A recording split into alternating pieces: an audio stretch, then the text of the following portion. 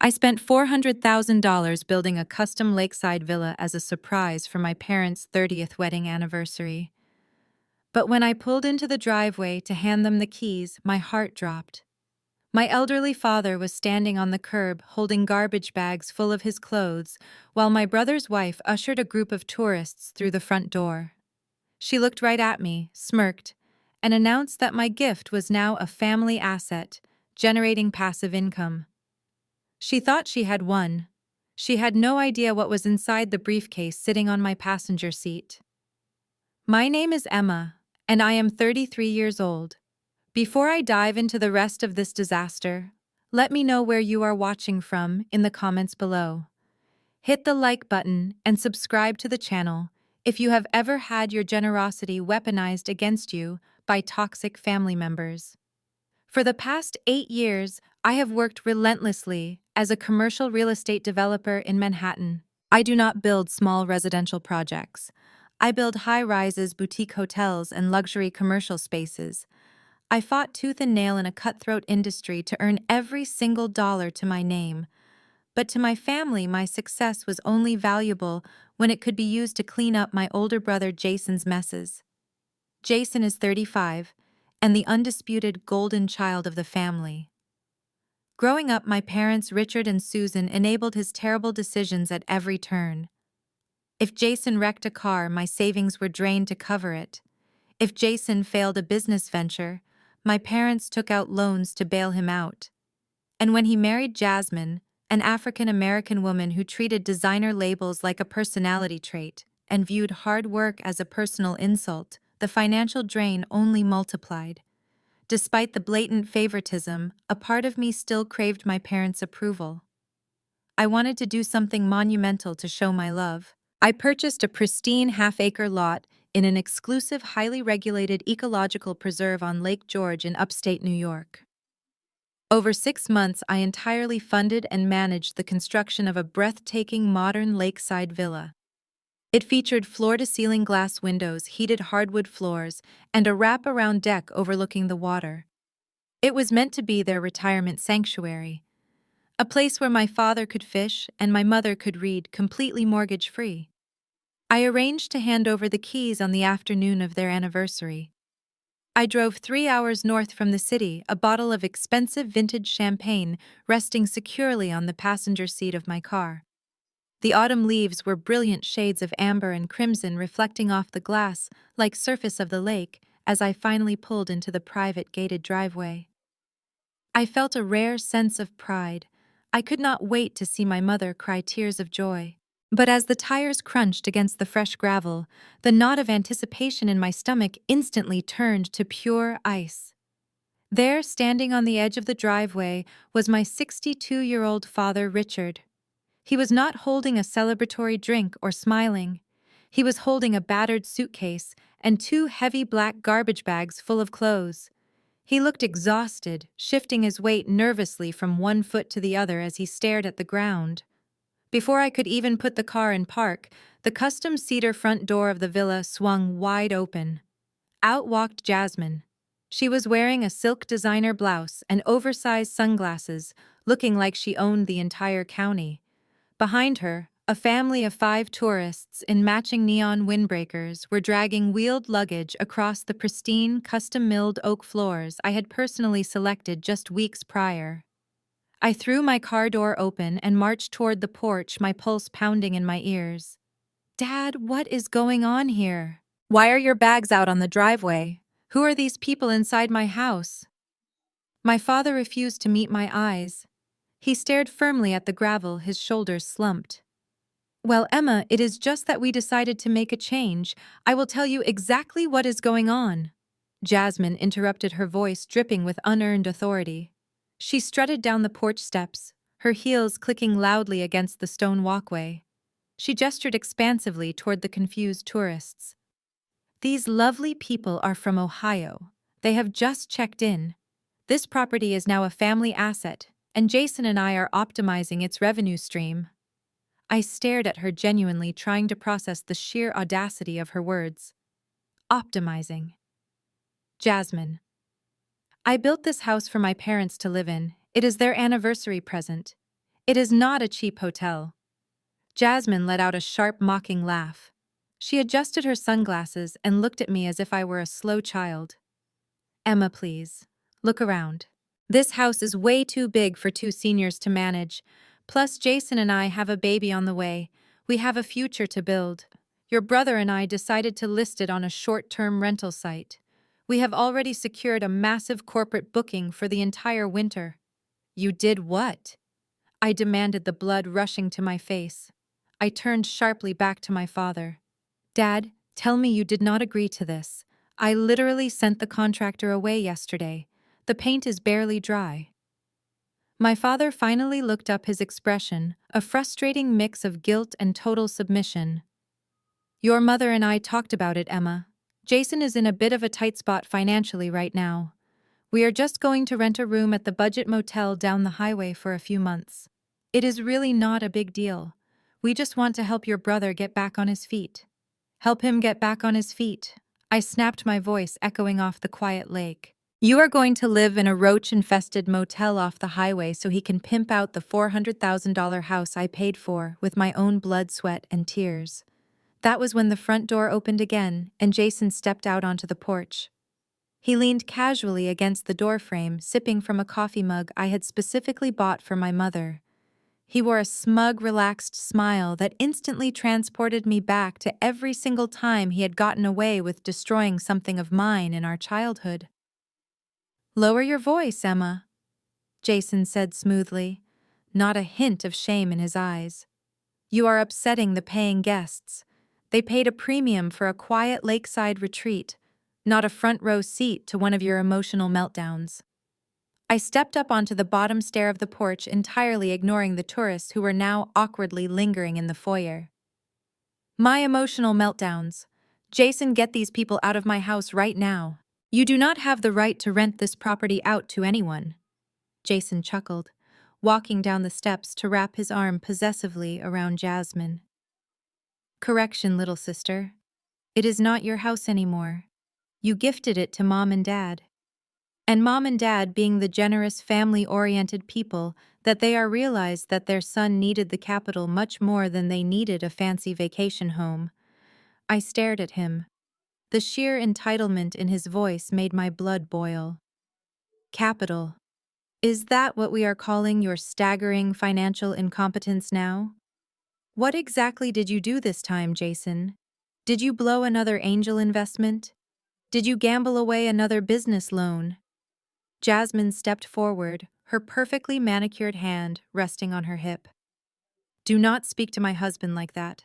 For your information, Jason had a temporary setback with his cryptocurrency portfolio. The market fluctuated. We currently have $50,000 in credit card debt. Unlike you sitting in your fancy Manhattan office hoarding your wealth, your parents actually care about their grandchild's future. I looked between the two of them in absolute disbelief. So let me get this straight. I spent over a year navigating local zoning boards, hiring the best architects in the state, and draining my own personal savings to build a handicap-accessible state-of-the-art home so our parents would not have to climb stairs in their old age. And your brilliant solution to your own reckless spending is to kick them out onto the street and turn their anniversary present into a frat house. It is not a frat house. Jasmine snapped, her voice rising an octave. We are charging $800 a night. We are running a premium hospitality business. You should be taking notes, Emma. This is how you generate real passive income. Jason needed capital to leverage his next venture. The rental market here is booming. We already collected a $100,000 advance for a 6-month corporate retreat booking starting next week. The cash is already in our checking account. We used a portion to buy luxury linens. The delusion was staggering. You let strangers sleep in the beds I bought for Mom and Dad. You stole a house. I turned to my father, who was still avoiding eye contact. Dad, tell me you did not actually agree to this madness. I literally sent the contractor away yesterday. The paint on the trim is barely dry. Before my father could speak, my mother Susan emerged from the side of the house.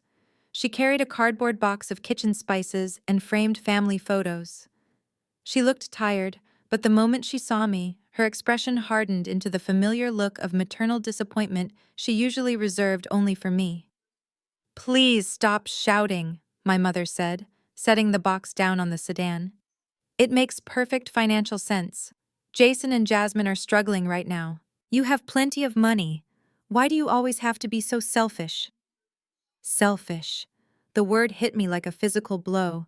I had just handed them a custom-built house worth $400,000 entirely free and clear, and somehow I was still the selfish one. "I am selfish," I asked, my tone dropping to a sharp whisper. "Mom, I paid for this. Not Jason. Not Jasmine. I did. Every single nail, every piece of glass, every permit. And we thanked you for the beautiful gift," Susan replied smoothly, not missing a beat. "But once you give a gift, you do not get to dictate how it is used. We chose to use it to help your brother. Family helps family, Emma. I know you have been living in the city so long you have forgotten what that means, but in this family we do not let each other drown." "You let me drown all the time," I yelled, the 33 years of repressed anger finally bubbling to the surface. "When I needed a student loan co-signer, you refused. But you took out a second mortgage for Jason's failed startup. While I ate ramen in a tiny studio, you bought Jason a brand new car. Keep your voice down," Jason hissed, glancing nervously at the tourists who were now whispering to each other on the porch. "You are embarrassing yourself in front of our clients." "No," I said, taking a deep breath and squaring my shoulders. The hurt that had lived in my chest for my entire life suddenly evaporated, replaced by a cold and sharp clarity. I was no longer the wounded daughter seeking their approval. I was Emma, the commercial real estate developer, who routinely destroyed multi-million-dollar hedge funds in boardroom negotiations. "I want these people out. Now," I stated firmly, pointing at the tourists. "And I want you and Jasmine off this property immediately. If Mom and Dad do not want to live here, that is fine. But you are not running a hotel out of this building." Jasmine smirked, crossing her arms over her designer blouse. She looked incredibly pleased with herself. "You cannot make us do anything. In fact, you have absolutely zero legal standing here right now. Zero legal standing." The ridiculous words hung heavily in the crisp autumn air like a thick, toxic cloud. I looked directly at Jasmine, whose smug, painted grin was so incredibly wide it almost looked physically painful. I turned back to my mother, desperately expecting her to finally wake up and correct this highly absurd statement. Instead, Susan just nodded solemnly as if Jasmine had just recited a profound and universal truth. I let out a dry, humorless laugh. Zero legal standing. I wired the funds for this entire property. I hired the contractors. I spent weeks arguing with the city over zoning permits. I picked out the very oak floorboards those strangers are currently scuffing up with their rolling luggage.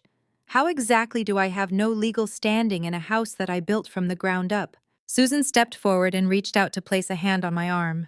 I flinched and pulled away immediately. She let out a long, dramatic sigh, effortlessly slipping into her favorite role as the long-suffering victim. "Emma, you told us this house was ours. You said it was a gift.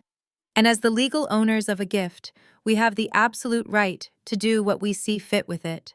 Jason came to us crying last week. He was so incredibly stressed about the new baby coming, and the credit card companies were calling him day and night. You know how sensitive your brother is to financial stress. Sensitive to stress." I echoed, my voice shaking with a mixture of rage and profound disappointment. "He is a 35-year-old man who buys luxury watches instead of paying his own mortgage."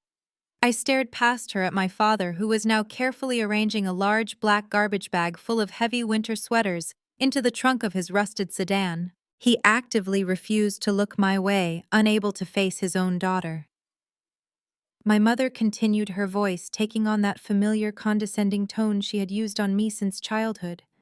"You have always been so independent, Emma. You never really needed us. You moved away to the city, made all that money, and left us behind. Jason needs us. He has always needed our guidance.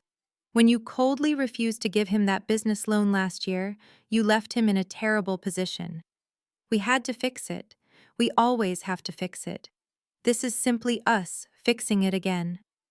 The memory of that infamous loan hit me like a physical blow. Last year, Jason wanted $100,000 to invest in a friend's shady cryptocurrency startup. I reviewed the amateur business plan and told him it was a blatant scam. I flatly refused to fund it. My parents called me heartless and greedy. They ended up foolishly cashing out a massive chunk of their own hard-earned retirement savings to voluntarily give him the money. The startup folded 3 months later, taking every single penny of their retirement with it. And now, to make up for that devastating loss, they were literally handing over the keys to the sanctuary I had built for them. I looked past my brother and his wife staring at the house. Through the large architectural glass windows, I could clearly see the oblivious tourists from Ohio opening the brand new stainless steel refrigerator. I watched closely as they inspected the kitchen I had lovingly custom designed, with special pull-down shelving specifically meant for my mother's severe arthritis. One of the men was already sitting on the pristine white linen sofa, putting his dirty hiking boots squarely on the custom marble coffee table. "You are letting them ruin it," I said, my voice dropping to a harsh whisper.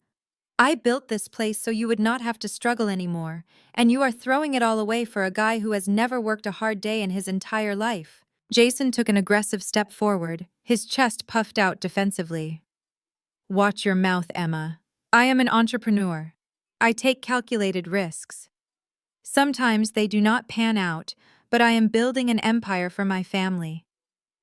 Jasmine and I are going to manage this property, scale the monthly revenue, and eventually buy more units.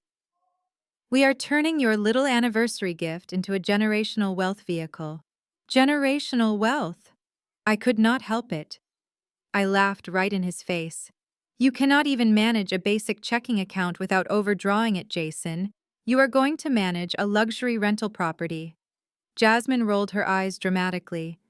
"We are already managing it perfectly. The guests are checked in. The money is sitting in the bank. And your parents are happily relocating so we can secure our financial future. You should be proud of us. Instead, you are throwing a childish tantrum because you are no longer the center of attention." I looked back at my father. He slammed the trunk of the car shut.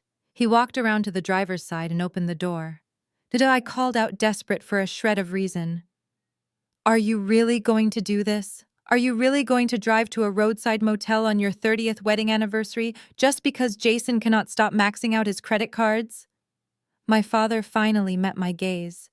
His eyes were tired and utterly defeated. "We have to, Emma.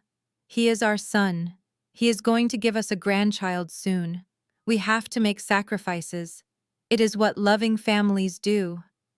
He got into the car and started the engine. The old motor sputtered and coughed loudly, providing a stark, pathetic contrast to the sleek, modern mansion looming directly behind him.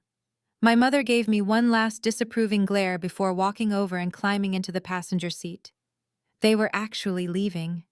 They were abandoning the dream home I built for them to go sleep on a stained mattress in a budget motel, all to subsidize my brother's delusion. I stood frozen on this driveway, watching my father's rusted sedan disappear down the winding road. My own parents had just driven away from a $400,000 custom-built luxury home to sleep in a roadside motel. They did it willingly. They did it to protect a 35-year-old man who was currently grinning at me from the front porch. Jasmine walked slowly down the steps, the gravel crunching beneath her expensive designer heels. "You can stop looking so dramatic, Emma," she said, her voice dripping with pure condescension. "You act like you gave them the moon. It is just a house. Anyone with a checkbook can hire a contractor. You just threw money at a problem because you lack any actual emotional connection to this family." I turned my attention to her, my jaw clenched so hard my teeth ached. "I threw money at a problem, Jasmine. I spent an entire year designing every single inch of this place. I built a heated fishing dock for my father. This was not a real estate investment. It was an act of love." Jasmine scoffed, waving her hand dismissively. "Please, you did it for your own ego. You wanted to play the role of the rich, successful savior to make Jason look bad. But Jason is the one with actual vision." He saw an underutilized asset and immediately figured out how to monetize it. That takes business acumen. You just build things. Jason builds wealth. We are taking this family to the next level, and you are just mad because we outsmarted you. Outsmarted me. I repeated the words slowly, letting the sheer absurdity of her statement wash over me.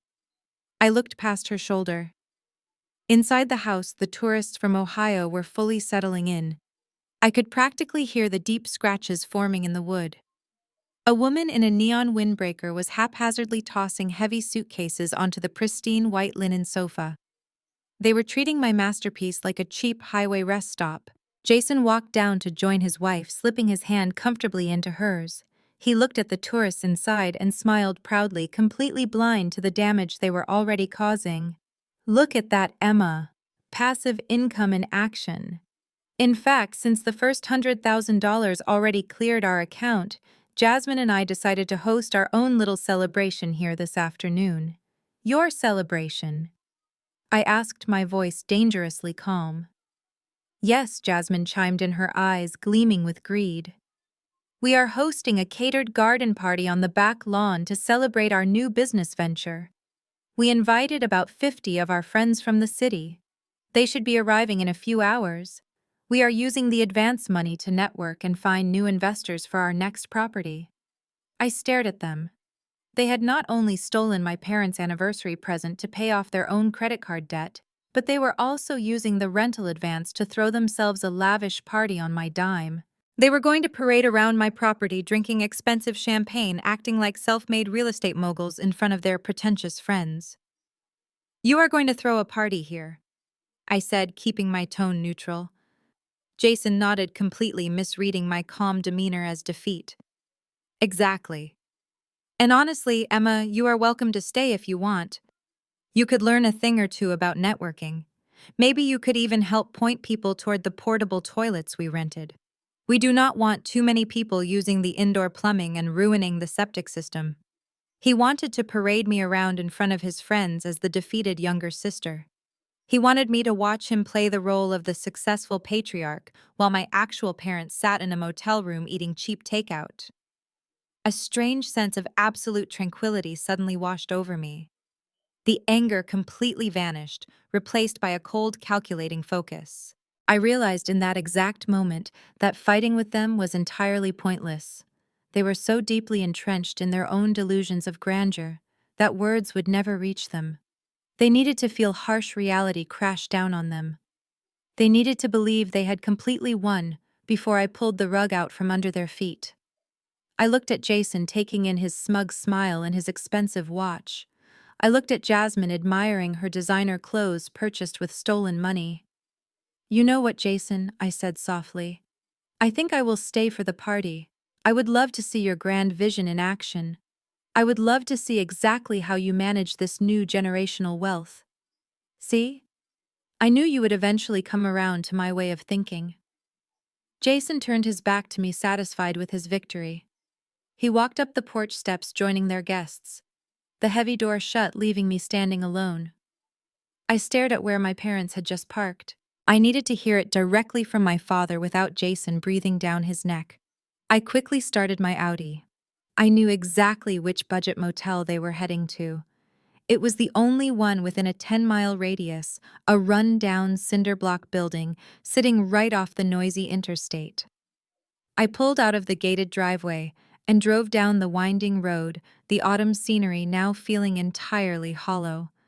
It took me less than 10 minutes to find them. Their rusted sedan was parked awkwardly outside room 12. The neon sign above the office flickered with a harsh buzzing sound.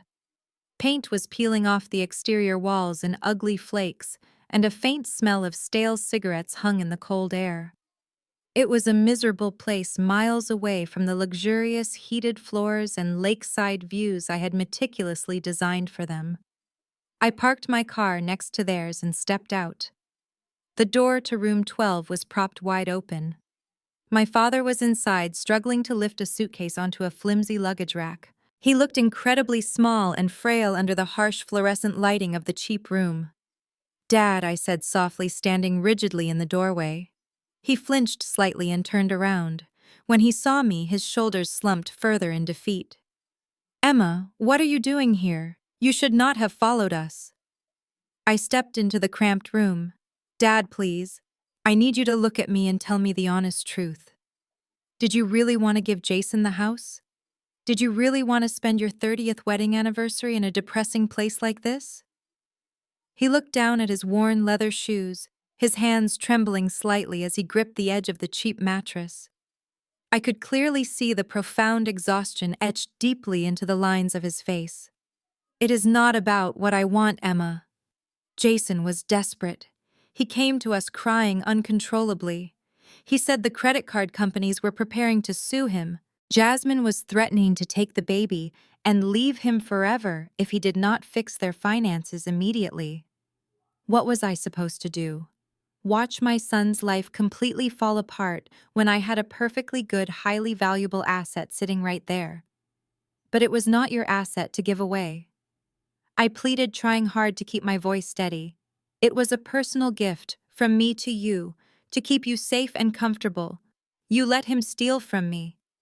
My father looked up. His eyes filled with a pathetic mixture of guilt and weak defensiveness. "We did not steal anything from you. We just reallocated it for the family. Jason promised he would pay us back completely once the rental business took off. He said we could move into the house next year." Do you actually believe that I asked stepping closer to him? Has Jason ever paid you back a single dime in his entire life? Before he could answer my question, the bathroom door swung open and my mother walked out. She froze instantly when she saw me, her eyes narrowing into a harsh, unwelcoming glare. Susan marched forward quickly and stood directly between me and my father, shielding him like I was a physical threat. "I thought we made ourselves perfectly clear back at the house." Susan snapped tightly, crossing her arms across her chest. "Leave your father alone right now. He is already stressed enough without you constantly badgering him about money."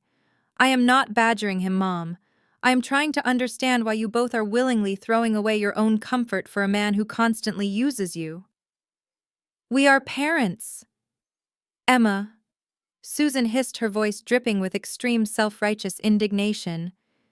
"You do not have children, so you cannot possibly understand this sacrifice. You never abandon your child when they are drowning. Jason desperately needed a lifeline today. You gave us a house, and we chose to use it to save our son. You should be happy we found a way to keep this family intact." I looked past her shoulder to my father. He actively refused to meet my eyes again. He simply nodded his head in silent agreement with her absurd logic. In that cramped, dingy motel room, a chilling realization finally washed over me. I finally saw the truth. They were entirely willing accomplices. I turned and walked out. They had made their bed. I shifted into drive and headed back to the house. I had a leather briefcase to open. The drive back from that depressing roadside motel took less than 10 minutes, but in that short span of time, my entire worldview permanently shifted. The lingering guilt, the desperate need for my parents' validation, the ingrained instinct to keep the peace at my own expense, all of it simply evaporated. I was no longer the scapegoat sister. I was a professional who dealt with hostile takeovers for a living, and my brother had just initiated a hostile takeover of my property. I pulled my Audi back into the gated driveway of the lake house. The scene had already escalated. Two white catering vans were illegally parked on the freshly laid sod of the front lawn. Men in white aprons were carrying large trays of expensive appetizers and crates of top-shelf liquor toward the backyard. Jason and Jasmine were throwing the event of the season, using the advance money from their illegal rental business. I turned off the engine, reached over to the passenger seat, and grabbed my leather briefcase. The lock clicked under my thumbs, a sharp metallic sound that felt incredibly satisfying. I stepped out of the car and walked straight through the custom cedar front door, not bothering to knock. The tourists from Ohio were lounging in the living room. The father was trying to figure out how to use the high-end smart home entertainment system I had installed, aggressively pressing buttons on the wall panel. "Excuse me," I said, my voice cutting through the noise of the catering crew bustling in the kitchen. The family turned to look at me, startled. I am Emma, the real estate developer who built this property. I need to inform you that this house is not a licensed short-term rental. The people who took your money committed fraud. You have exactly 30 minutes to pack your belongings and vacate the premises. The mother of the group stood up, her face flushing with anger. What are you talking about? We paid $10,000 for the week. We are not going anywhere. Before I could calmly explain the situation to her, the heavy glass sliding doors from the patio slid open. Jasmine stormed into the living room, her designer heels clicking frantically against the hardwood. Jason was right behind her, his smug smile finally replaced by a look of genuine panic. Emma, what is your problem? Jasmine shrieked, her perfectly manicured hands balled into tight fists. Stop harassing our guests. You are going to ruin our reviews. Your reviews are the least of your concerns right now, I replied, maintaining a perfectly level tone. I told you to get these people out of my house. Since you refused, I am doing it myself. If they are not gone in 30 minutes, I am calling the local sheriff to report a break-in and illegal trespassing. Jason stepped in front of Jasmine, trying to use his height to physically intimidate me. You are not calling anyone Emma. You are acting completely unhinged. You need to leave right now before I have security throw you out. I did not flinch. Security? Jason, you cannot even afford your own car insurance. You do not have security. Now get out of my way. Jasmine let out a sharp, triumphant laugh that echoed off the high vaulted ceilings. She reached into her expensive leather tote bag sitting on the kitchen island. Oh, Emma, you really think you hold all the cards just because you paid the construction crew?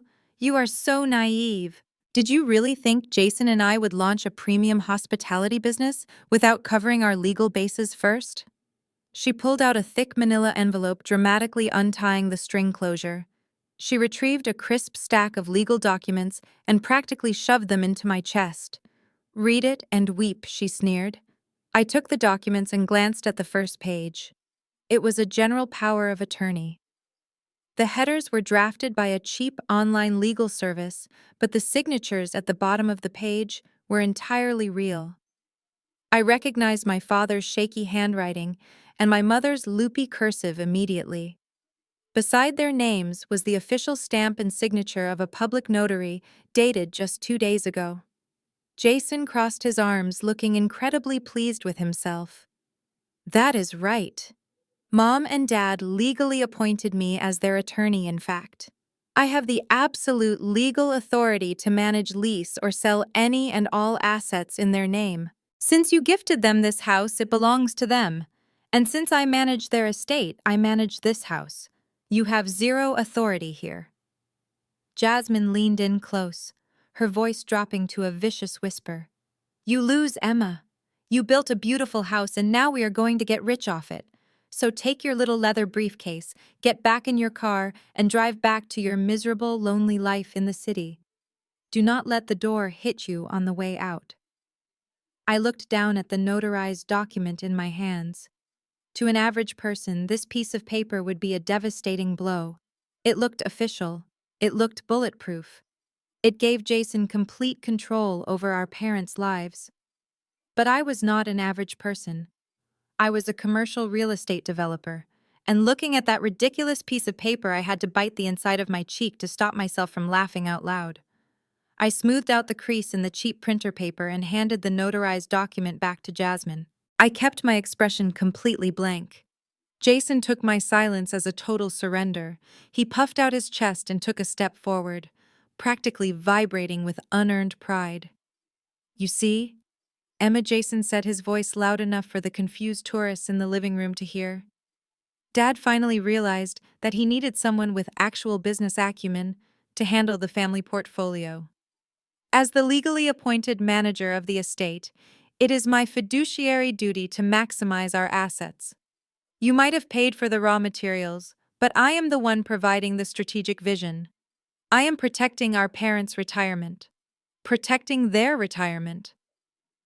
The sheer audacity of his statement was almost physically repulsive.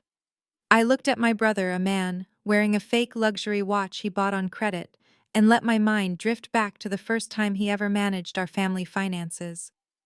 I was 18 years old. I had just been accepted into a top-tier university.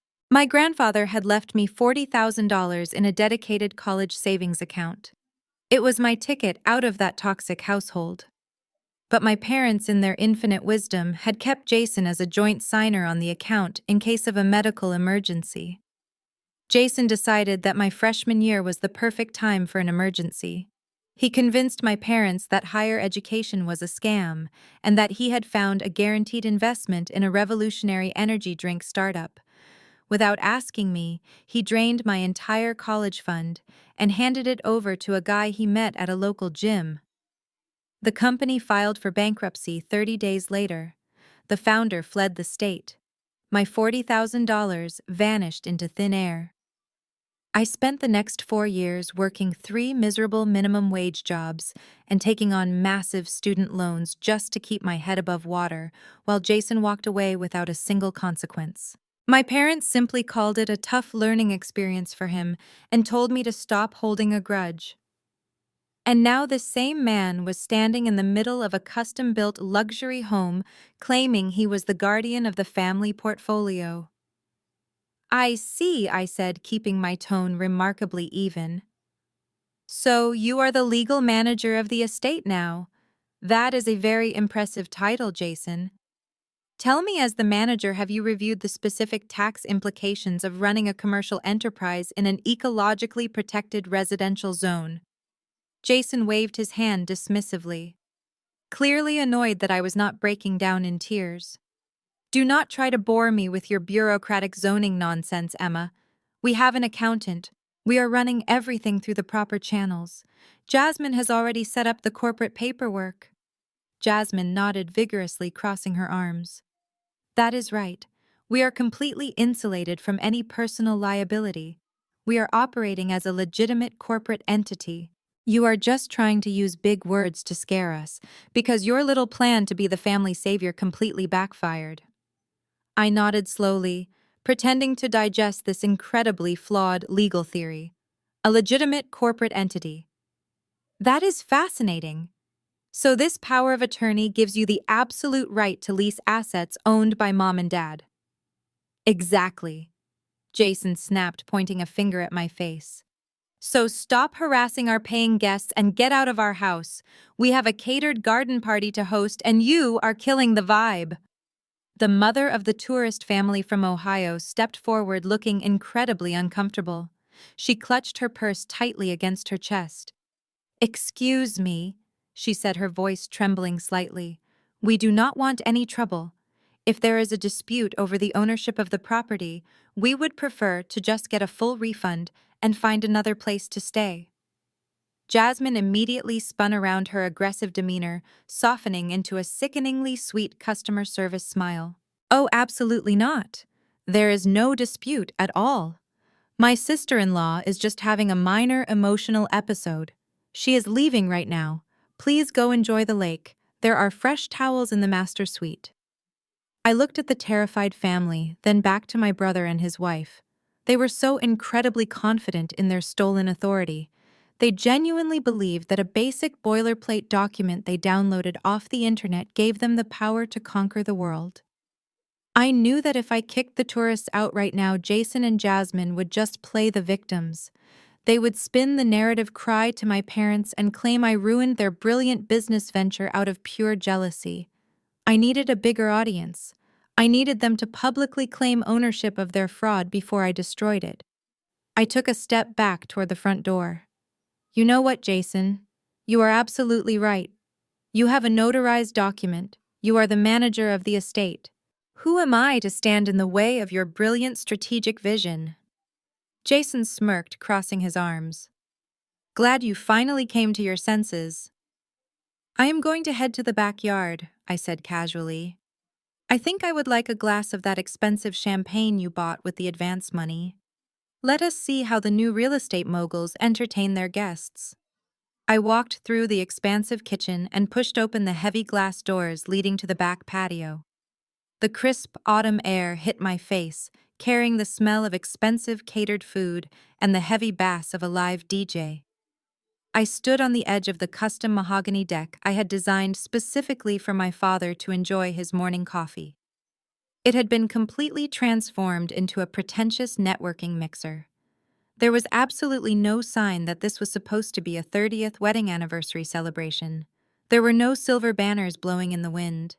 There were no framed photos of my parents displaying their 3 decades of marriage. There was no anniversary cake waiting to be cut. Instead, the sprawling green lawn was covered with white linen cocktail tables, an extravagant oyster bar, and a massive ice sculpture carved into the shape of a dollar sign. Jasmine had taken the $100,000 advance from the illegal corporate booking and thrown herself a massive launch party. She invited her entire social circle from the city. The backyard was filled with about 50 people I had never seen before in my life. There were crypto bros in tailored suits aggressively pitching tech startups. There were social media influencers holding up glasses of vintage champagne, taking selfies with the lake in the background. It looked like a cheap parody of wealth. I walked slowly down the steps and merged into the crowd. Nobody paid any attention to me. To them, I was just another guest at Jasmine and Jason's lavish estate. I watched a waiter walk by carrying a silver tray of caviar blinis. I grabbed one and took a bite. It was delicious. It was also paid for with stolen money and built on the foundation of my parents' displacement. I spotted Jasmine standing near the edge of the heated infinity pool I had installed for my mother's water therapy. She was holding court with a group of women wearing identical oversized designer sunglasses. Jasmine was speaking loudly, making sure everyone around her could hear her exaggerated success story. "We just knew we had to diversify our portfolio," Jasmine said, taking a sip from her crystal flute. "Jason has such an incredible eye for undervalued properties. We saw this little lake house and immediately knew its potential. We did a complete gut renovation. It was exhausting, but you have to put in the sweat equity if you want to see real returns in this market." I stopped dead in my tracks. A complete gut renovation. She was actually claiming she built this house. She was standing on the cedar decking I paid for, looking at the custom windows I sourced, and taking complete credit for every single ounce of my hard work. One of the women gasped in admiration. "That is so inspiring, Jasmine. Managing a massive renovation while pregnant takes so much dedication. Are your in-laws still involved in the property at all?" Jasmine waved her hand dismissively, letting out a heavy sigh. "Oh, Richard's parents are sweet, but they are from a different generation. They do not understand the aggressive nature of modern real estate. We let them stay here for a few days as a little vacation, but we had to transition them out to a smaller place. This property is strictly a revenue-generating asset now. It is all about building generational wealth for the baby." The women nodded solemnly, completely buying into the fabricated narrative of Jasmine, the visionary matriarch. I felt a sharp twinge of absolute disgust. She did not even mention the 30th anniversary. My parents were sitting in a depressing motel room on a highway right now, genuinely believing they had made a noble sacrifice to save their son from financial ruin. Meanwhile, their son and daughter-in-law were using their stolen gift to buy social status and fresh oysters. I kept walking through the crowd, my eyes scanning the yard for my brother. I found Jason standing by the outdoor kitchen I had built. He was talking to a group of men wearing expensive loafers without socks. Jason had a cigar in one hand and a glass of scotch in the other. He looked exactly like a man who had won the lottery without buying a ticket. "I am telling you, the short-term rental market upstate is an absolute gold mine," Jason boasted loudly. "You just have to know how to leverage your assets correctly." I secured a $100,000 corporate booking before the paint was even dry. My sister thought I was crazy, but she just does not have the stomach for high-level investments. She plays it too safe and works a boring corporate job. The men laughed, raising their glasses in a toast to Jason's supposed financial genius. I stood a few feet away, completely invisible to him. I watched him soak up their admiration, feeding his massive ego with lies. He was completely detached from reality. He genuinely believed his own narrative. He believed he was a self-made millionaire because he held a piece of paper he manipulated our parents into signing. I looked down at my hands. The stage was perfectly set. They had their fake empire built on sand. It was time to burn it all down. I stepped further into the crowd, maneuvering past the cocktail tables and ice sculpture. Before I found a quiet corner, a sharp voice cut through the chatter and bass of the DJ. "Emma, what are you standing around for?" I turned to see Jasmine marching toward me. She held a crystal flute in one hand and a crumpled napkin in the other. She looked me up and down, her expression contorting into a mask of pure annoyance. "If you stay at our party, make yourself useful," Jasmine commanded, shoving the sticky napkin into my hand. "The catering staff is overwhelmed. Go into the kitchen and tell the servers to bring out more crab cakes, and clear those empty glasses from the tables near the pool. We have important investors here, and I will not have this looking like a frat house." I looked down at the crumpled napkin, then back up at her perfectly contoured face. She was not joking. She genuinely wanted to use me as unpaid help at a party funded by the illegal rental of my property. I could have screamed. I could have thrown the napkin back in her face and caused a scene, but causing a scene would only validate their narrative that I was an unstable, jealous sister. Instead, I offered her a tight smile. "Of course, Jasmine. I will get on that." Her eyes widened, surprised by my sudden compliance, but her massive ego quickly overpowered any suspicion. "Good," she snapped, turning her back. "Make sure the crab cakes are actually hot." I walked over to the nearest table and picked up 3 empty flutes. I carried them toward the kitchen, acting the part of the obedient servant. As I walked, I overheard snippets of conversation from the guests. They praised Jason and Jasmine for their real estate foresight. A man in a tailored suit asked Jason for advice on identifying undervalued properties. It took every ounce of my self-control not to laugh out loud. I spent the next 20 minutes clearing plates and wiping down tables. Every time Jason caught my eye, he would smirk and subtly point to another piece of trash for me to pick up. He was thoroughly enjoying my public humiliation. He was finally the king of the castle, and I was just a peasant sweeping his floors. Suddenly, the loud music faded out. Jasmine stood on the elevated tier of the mahogany deck, tapping a silver spoon against her crystal glass. The sharp, high-pitched ringing commanded the immediate attention of the entire yard.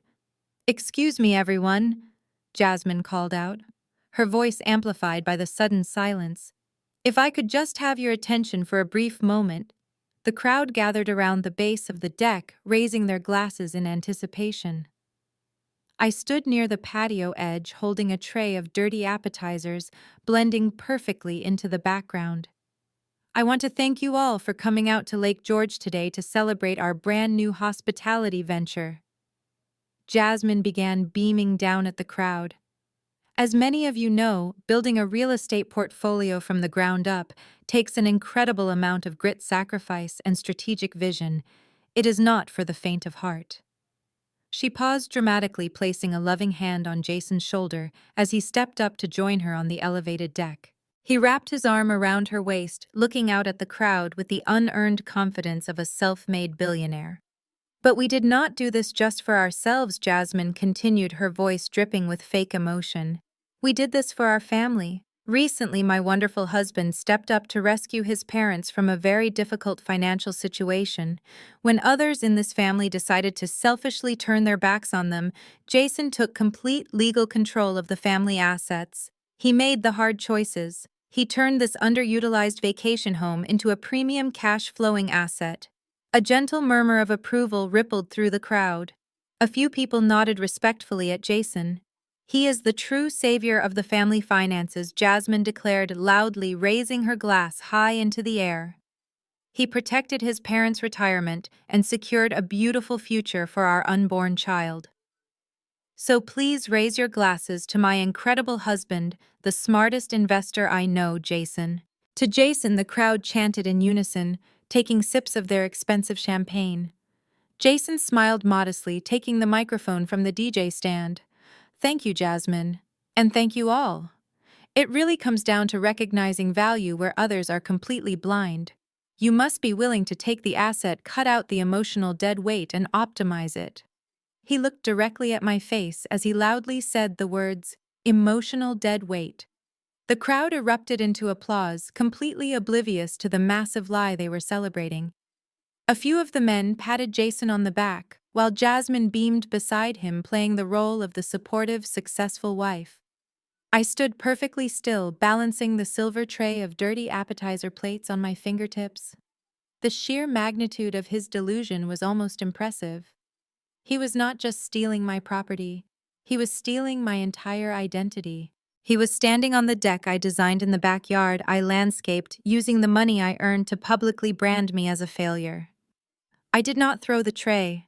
I did not scream. I simply walked over to a nearby catering station and gently set the dirty dishes down on the white linen tablecloth. I wiped my hands on a cloth napkin. The anger that had been simmering inside me all afternoon suddenly crystallized into something entirely different. It was cold. It was precise. It was the exact feeling I got right before closing a brutal corporate acquisition. Just as I discarded the napkin, I felt a sharp, continuous buzzing in the pocket of my slacks. I reached in and pulled out my phone. The screen lit up with 3 consecutive text messages from Diana, my executive assistant back in Manhattan. Diana was sharp, ruthless, and highly efficient. When I had left the budget motel earlier, I had made a 2-minute phone call to her, giving her a very specific list of urgent tasks.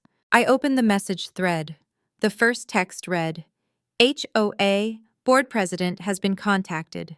I sent him the link to the live rental listing and the photos of the catering vans parked on the grass. He is absolutely furious. The ecological preserve bylaws strictly prohibit any commercial activity. Maximum daily fines are being drafted right now. I smiled slightly and read the second message. I ran the tax identification numbers.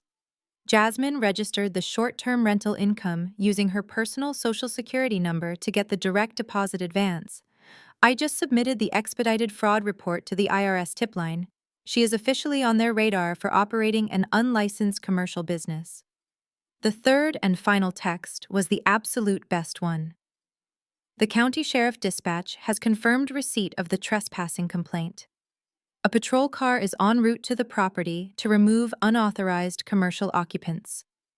Estimated time of arrival is 20 minutes. I locked my phone and slid it back into my pocket. The heavy weight that had been sitting on my chest since I first pulled into the driveway completely vanished. The trap was set. The legal mechanisms were already in motion, moving with the crushing, indifferent weight of the American justice system. Jason and Jasmine thought they had outsmarted me with a cheap online legal form. They thought they were playing checkers, moving pieces around a board they barely understood. They had no idea I was playing 3-dimensional chess. My entire demeanor shifted. I stood up straighter, rolling my shoulders back. The submissive, defeated sister was gone. I walked away from the catering station, heading straight toward the sliding glass doors. "Emma, where do you think you are going?" Jasmine called out sharply. She had stepped down from the deck and was marching toward me, an empty champagne flute in her hand. "The caterers need help bringing out the main course. Stop standing around and make yourself useful." I did not even break my stride. I walked right past her, ignoring her entirely. "Excuse me. I am talking to you," Jasmine hissed, grabbing my upper arm to stop me. I stopped and looked down at her hand, then up at her face. My expression was so incredibly blank, so completely devoid of any emotion, that she instantly let go. "Do not ever touch me again, Jasmine," I said, my voice barely above a whisper, but carrying enough cold authority to make her take a physical step back.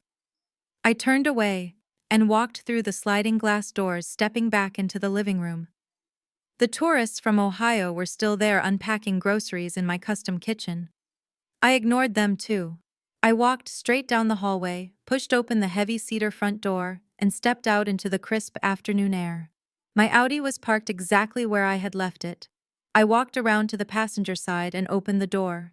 I had brought the leather briefcase inside earlier, but realizing I needed the full legal dossier to properly dismantle them in public, I had tossed it back onto the leather seat when I went to confront the tourists. I reached in and grabbed the thick, heavy handle. This briefcase did not hold cheap internet printouts.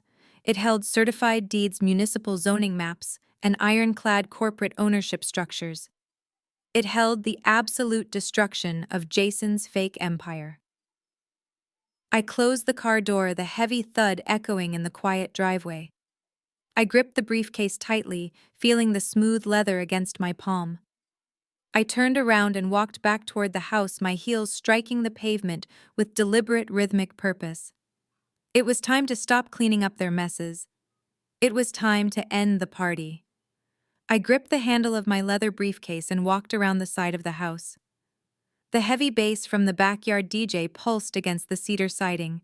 I bypassed the catering vans and stepped back onto the grass. The party was in full swing. Guests were laughing, clinking glasses, and completely buying into the fraudulent empire my brother had constructed.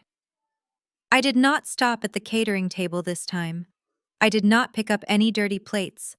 I walked with my head held high, my eyes fixed directly on the elevated mahogany deck where the DJ had set up his equipment. A few guests in tailored suits glanced at me, probably wondering why a woman who had just been clearing appetizers was now marching through the crowd carrying a professional corporate briefcase. I ignored them entirely. My focus was absolute. I reached the base of the deck and climbed the 3 wooden steps. The DJ, a young man wearing a graphic tee and oversized headphones, was bobbing his head with one hand on his digital turntable. He looked up, his expression shifting to pure confusion as I stepped directly into his workspace. I did not ask for permission. I reached right past him and grabbed the spare wireless microphone resting on his table. Before he could protest, I looked down at his mixing board and pushed the main master volume slider all the way down. The heavy bass line vanished instantly. The sudden suffocating silence washed over the entire backyard. It was completely deafening. Conversations came to a screeching halt. 50 pairs of eyes turned toward the deck simultaneously. People lowered their crystal champagne flutes, looking around in utter confusion. I scanned the crowd and found Jason and Jasmine standing near the massive ice sculpture. Jason's smug, self-satisfied smile melted into a harsh scowl the second he saw me standing in front of the audio equipment. Jasmine aggressively pushed past a group of bewildered tech investors, her face flushed with absolute fury. "Excuse me, everyone," I said, my voice projecting clearly and crisply across the manicured green lawn. "I apologize for the sudden interruption to your afternoon networking event. I know you are all having a wonderful time celebrating this brand new generational wealth vehicle." Jasmine marched right up to the base of the wooden deck, her eyes wide with rage. Emma put the microphone down. "Right now," she hissed, trying to keep her voice low but failing miserably. "You are acting completely unhinged. You are embarrassing yourself, and you are ruining our corporate launch. Put it down before I have you physically removed from the premises." I looked down at her and offered a perfectly calm, chilling smile. "You do not have security, Jasmine. And I am entirely sober. I just thought it was only fair that I add a few factual words to the beautiful toast you gave earlier. After all, a launch party this extravagant deserves absolute transparency." I shifted my gaze back to the crowd of confused guests. "A few minutes ago, my brother Jason stood up here and told you all a deeply inspiring story. He told you about his immense grit, his personal sacrifice, and his brilliant strategic vision. He told you that he heroically stepped up to save his elderly parents from severe financial ruin. He painted himself as the visionary who took control of an underutilized family asset and turned it into a premium hospitality business. It was a fantastic story, truly worthy of a Hollywood script." Jason started aggressively walking toward the deck, his face turning an angry, volatile shade of red. "Emma, shut your mouth and get off my property right now. I am the legal manager of this estate. I have the notarized power of attorney. If you do not step down, I will call the police and have you arrested for trespassing." "You can call the police, Jason," I replied directly into the microphone, making sure every single person in the yard heard me with crystal clarity. "In fact, I highly encourage it. Because the story you just told these people is a complete fabrication. Every single word of it was a lie designed to cover up a massive, highly illegal financial fraud." Loud gasps erupted from the crowd. Whispers broke out across the lawn like a sudden wave. The crypto investors exchanged nervous, calculating glances. A few of the social media influencers actually pulled out their phones and started recording the confrontation. This was no longer a boring networking mixer. This was a front row seat to a spectacular corporate collapse, and nobody wanted to miss a single second of it. My name is Emma, I announced, projecting my voice with absolute unwavering authority. I am a commercial real estate developer based in Manhattan, and I am not a jealous younger sister throwing a childish tantrum. I am the sole person who financed, designed, and built the very house you are standing behind. I paid for the ground beneath your feet. I paid for the deck I am standing on. And I am here to tell you exactly how Jason and Jasmine funded this little party. I am going to show you the truth behind their so-called empire, and I promise you it is not something you want to invest your hard-earned money in. Jason stopped at the base of the deck, pointing his finger at me. You are completely delusional, Emma, he shouted, trying to regain control of the narrative. I have the notarized power of attorney from Mom and Dad. They gifted me control of this property. I have the legal right to manage it, lease it, and throw you off it. You are just a bitter contractor who wants credit for my vision. I did not argue with him. I simply lifted my heavy leather briefcase and set it down flat, right on top of the DJ's mixing board. The solid thud echoed through the microphone still resting in my other hand. The entire crowd watched in breathless silence as I flicked the brass latches open. The sharp clicks sounded like a bank vault unlocking. A power of attorney is a very powerful document, Jason, I said calmly, looking down at the neat stacks of paper inside my briefcase. It allows you to make medical decisions. It allows you to manage bank accounts.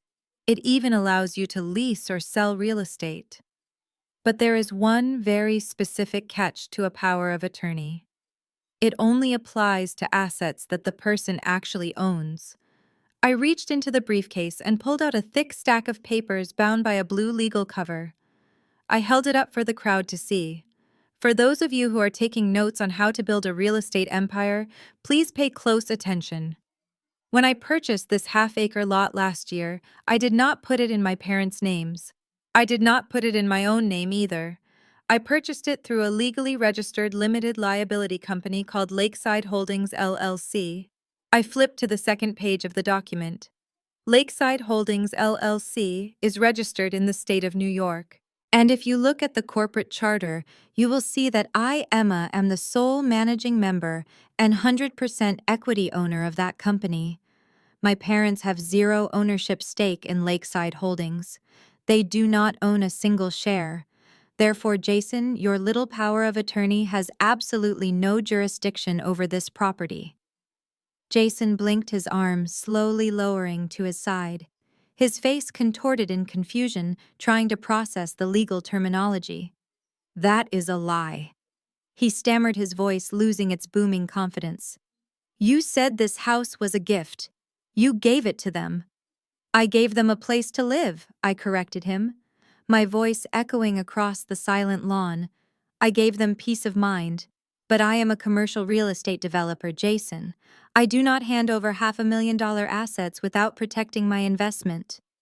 I reached back into the briefcase and pulled out a single sheet of heavy watermarked paper. I held it up high. The afternoon sun caught the raised gold seal of the county clerk's office. This is the official property deed. It was filed and recorded with the county just 3 weeks ago. The grantee listed on this deed is Lakeside Holdings LLC. My parents' names do not appear anywhere on this document. They never owned the dirt beneath your feet. They never owned the lumber in these walls. And they certainly never owned the right to turn my property into a cheap party venue. A low murmur swept through the crowd of investors. A few of the men in tailored suits actually winced, immediately recognizing the catastrophic legal position Jason was in. He had taken their money and pitched them a business model based on an asset he had absolutely zero legal right to operate. Jasmine pushed her way to the front, her face pale but her eyes still burning with desperate defiance. You are bluffing, she shrieked. You are just making this up to embarrass us. The guests inside already paid us. The money is in our bank account. We have a lease agreement. A lease agreement with who, Jasmine? I asked, leaning slightly over the deck railing. Did my father sign a commercial lease with your hospitality company? Because if he did, he committed fraud. You cannot lease a house you do not own. It is a fundamental principle of property law. I looked out at the guests, specifically targeting the crypto bros and tech investors who had been cheering for Jason just minutes prior. My brother and his wife did not discover an underutilized asset. They did not secure a brilliant corporate booking. They broke into my house, changed the locks, and illegally rented it out to strangers while I was in the city.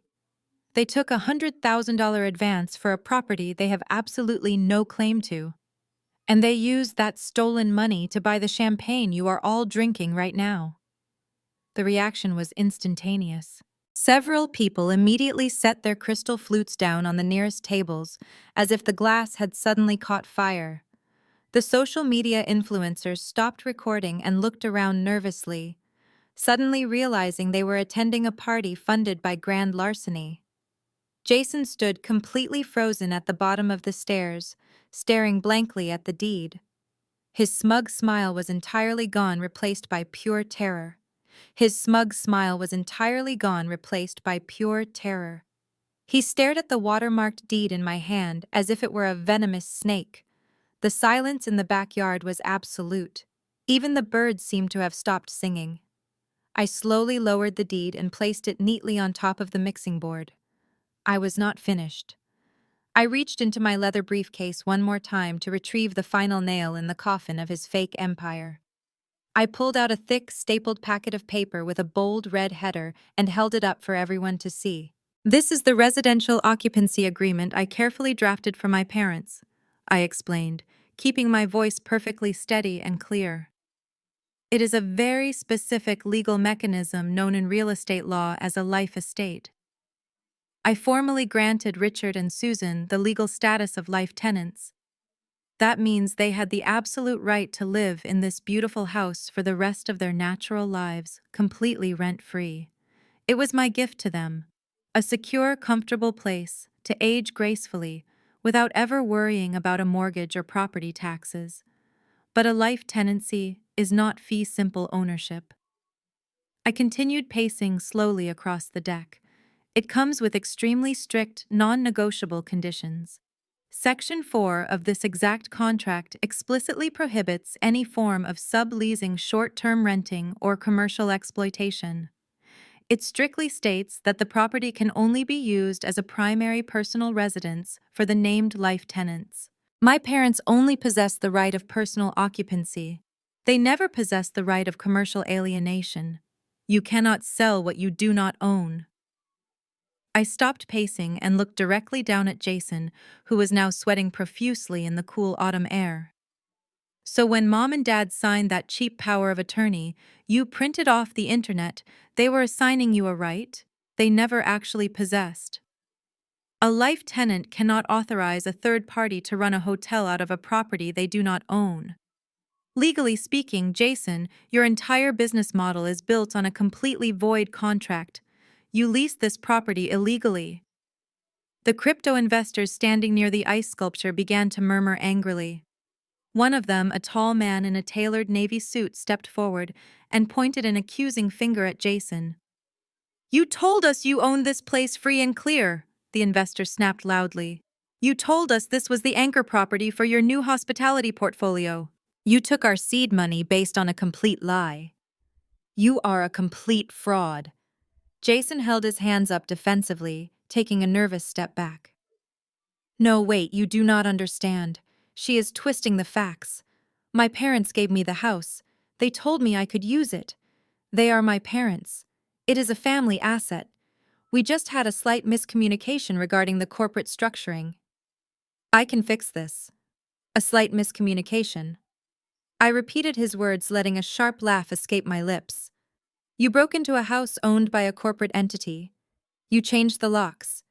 You accepted $100,000 in advance bookings for a property you have zero legal claim to. That is not a miscommunication, Jason. That is grand larceny. That is criminal fraud, and you know it." Jasmine shoved her way to the front of the crowd again, her face flushed with desperate panic. She pointed a manicured finger at me. "You cannot do this, Emma. You cannot just invalidate our business because of some technicality in a contract nobody ever read. Your parents moved out. They voluntarily left the premises. That means the house was empty and abandoned.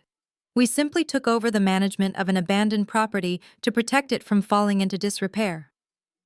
I looked at Jasmine and shook my head in utter disbelief at her sheer ignorance of the law.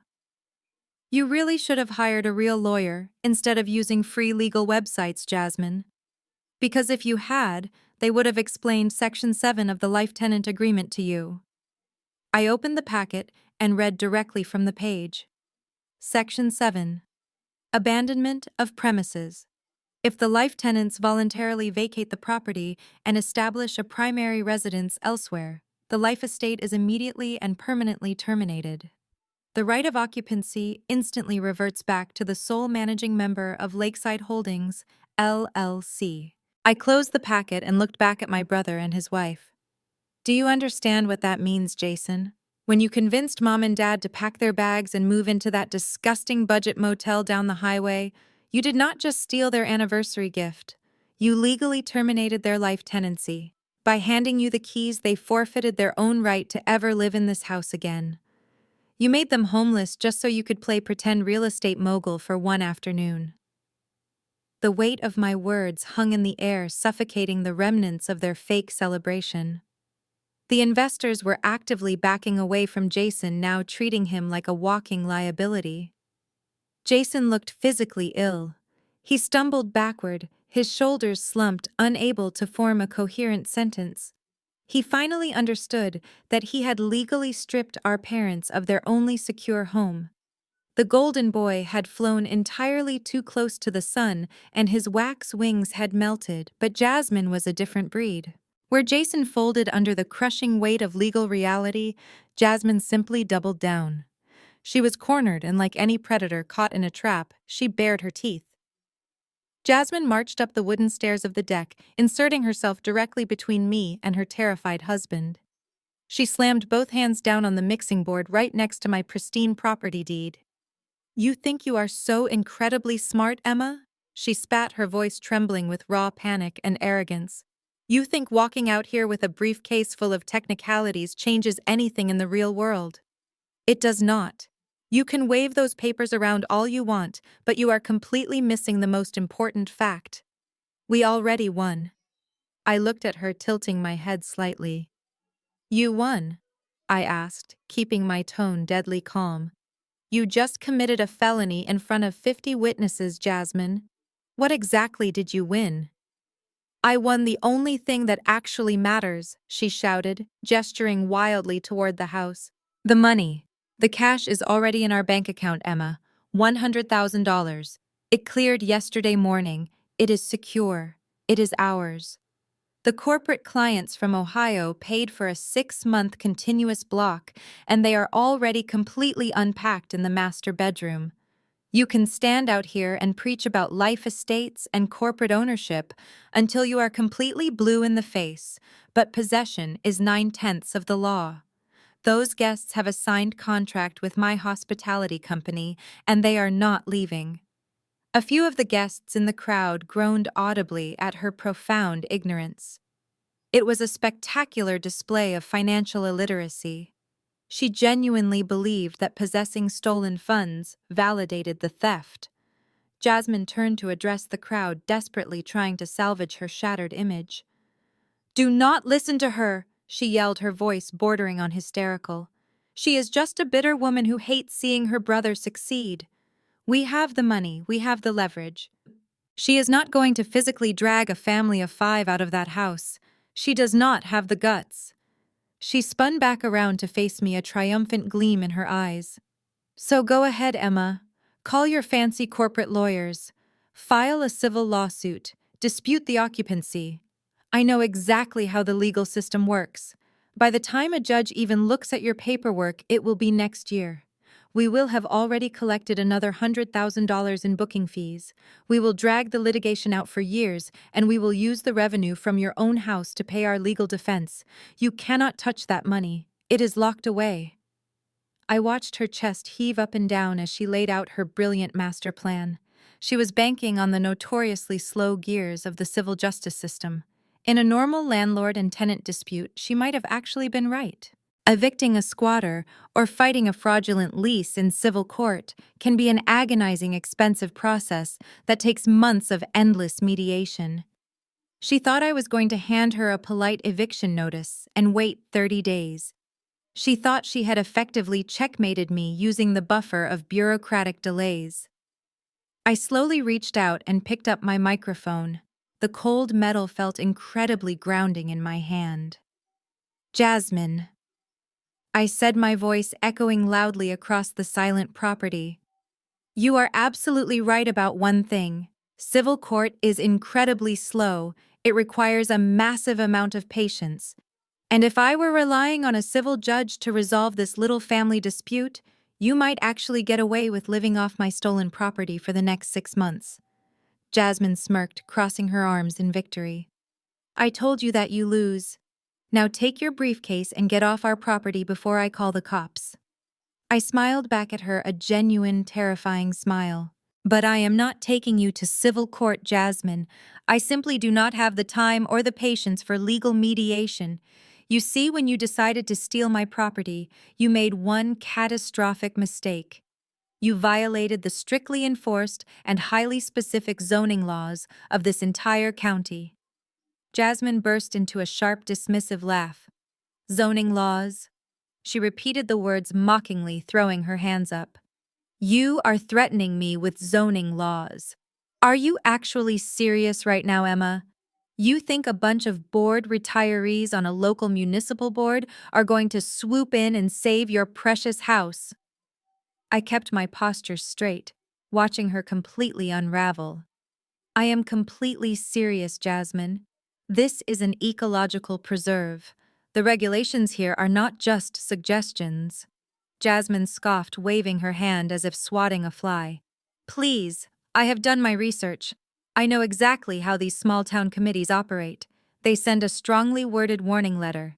Then they give you 30 days to respond. Then they schedule a public hearing for the following quarter. By the time they actually issue a fine, we will have already made our money and moved on to the next investment. It is the cost of doing business. Jason, sensing a lifeline in his wife's aggressive confidence, quickly stepped up beside her. He adjusted his suit jacket, trying to project authority to the nervous crowd of investors. My wife is absolutely right, he proclaimed, his voice regaining a fraction of its former boom. Every major real estate developer deals with minor zoning infractions. It is just bureaucratic red tape. We pay a small administrative penalty, and we keep operating. The revenue far outweighs the risk. He turned to the investors, offering them a reassuring smile. Do not let my sister scare you. She works in corporate real estate. She does not understand the aggressive strategies required for short-term rental growth. The capital is completely secure. We have the $100,000 sitting safely in our business checking account right now. No local zoning board can reach into our bank and take that money back. Jasmine stepped closer to the edge of the deck, looking down at me with pure venom. You hear that, Emma? You are totally powerless. Go ahead and march down to the town hall. Fill out your little complaint forms. File your civil disputes. By the time any judge or inspector physically forces those tourists out of the master bedroom, I will have already transferred the funds to an offshore holding account.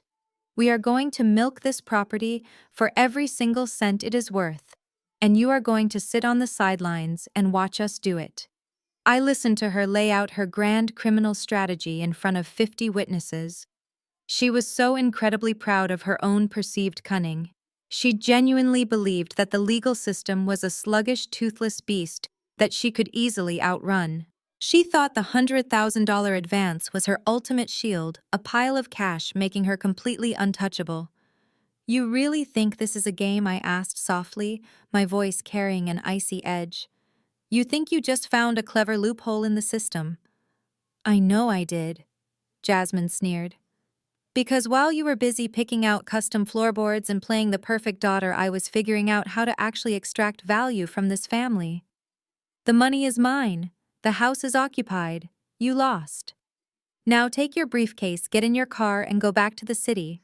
We have a party to finish. She turned her back to me, clearly expecting the confrontation to be over. She reached out to grab a fresh glass of champagne from a passing waiter, ready to resume her celebration. Jason mirrored her arrogance, giving me a dismissive wave before turning back to his wealthy friends.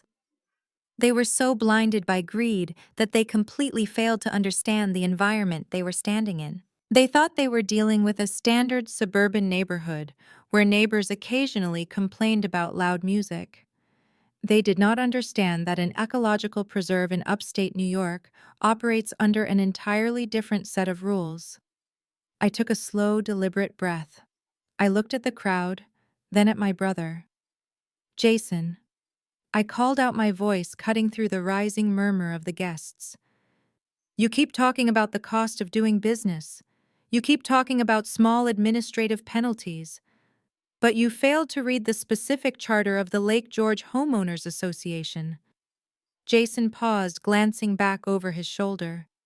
He frowned, clearly annoyed that I was still speaking. The HOA. Who cares about the HOA? They just care about what color you paint your mailbox. I shook my head slowly, feeling a deep sense of satisfaction. Not this HOA, Jason. This is a highly restricted conservation zone, and the people who run it do not send warning letters. They take immediate action. They have the absolute legal authority to freeze everything.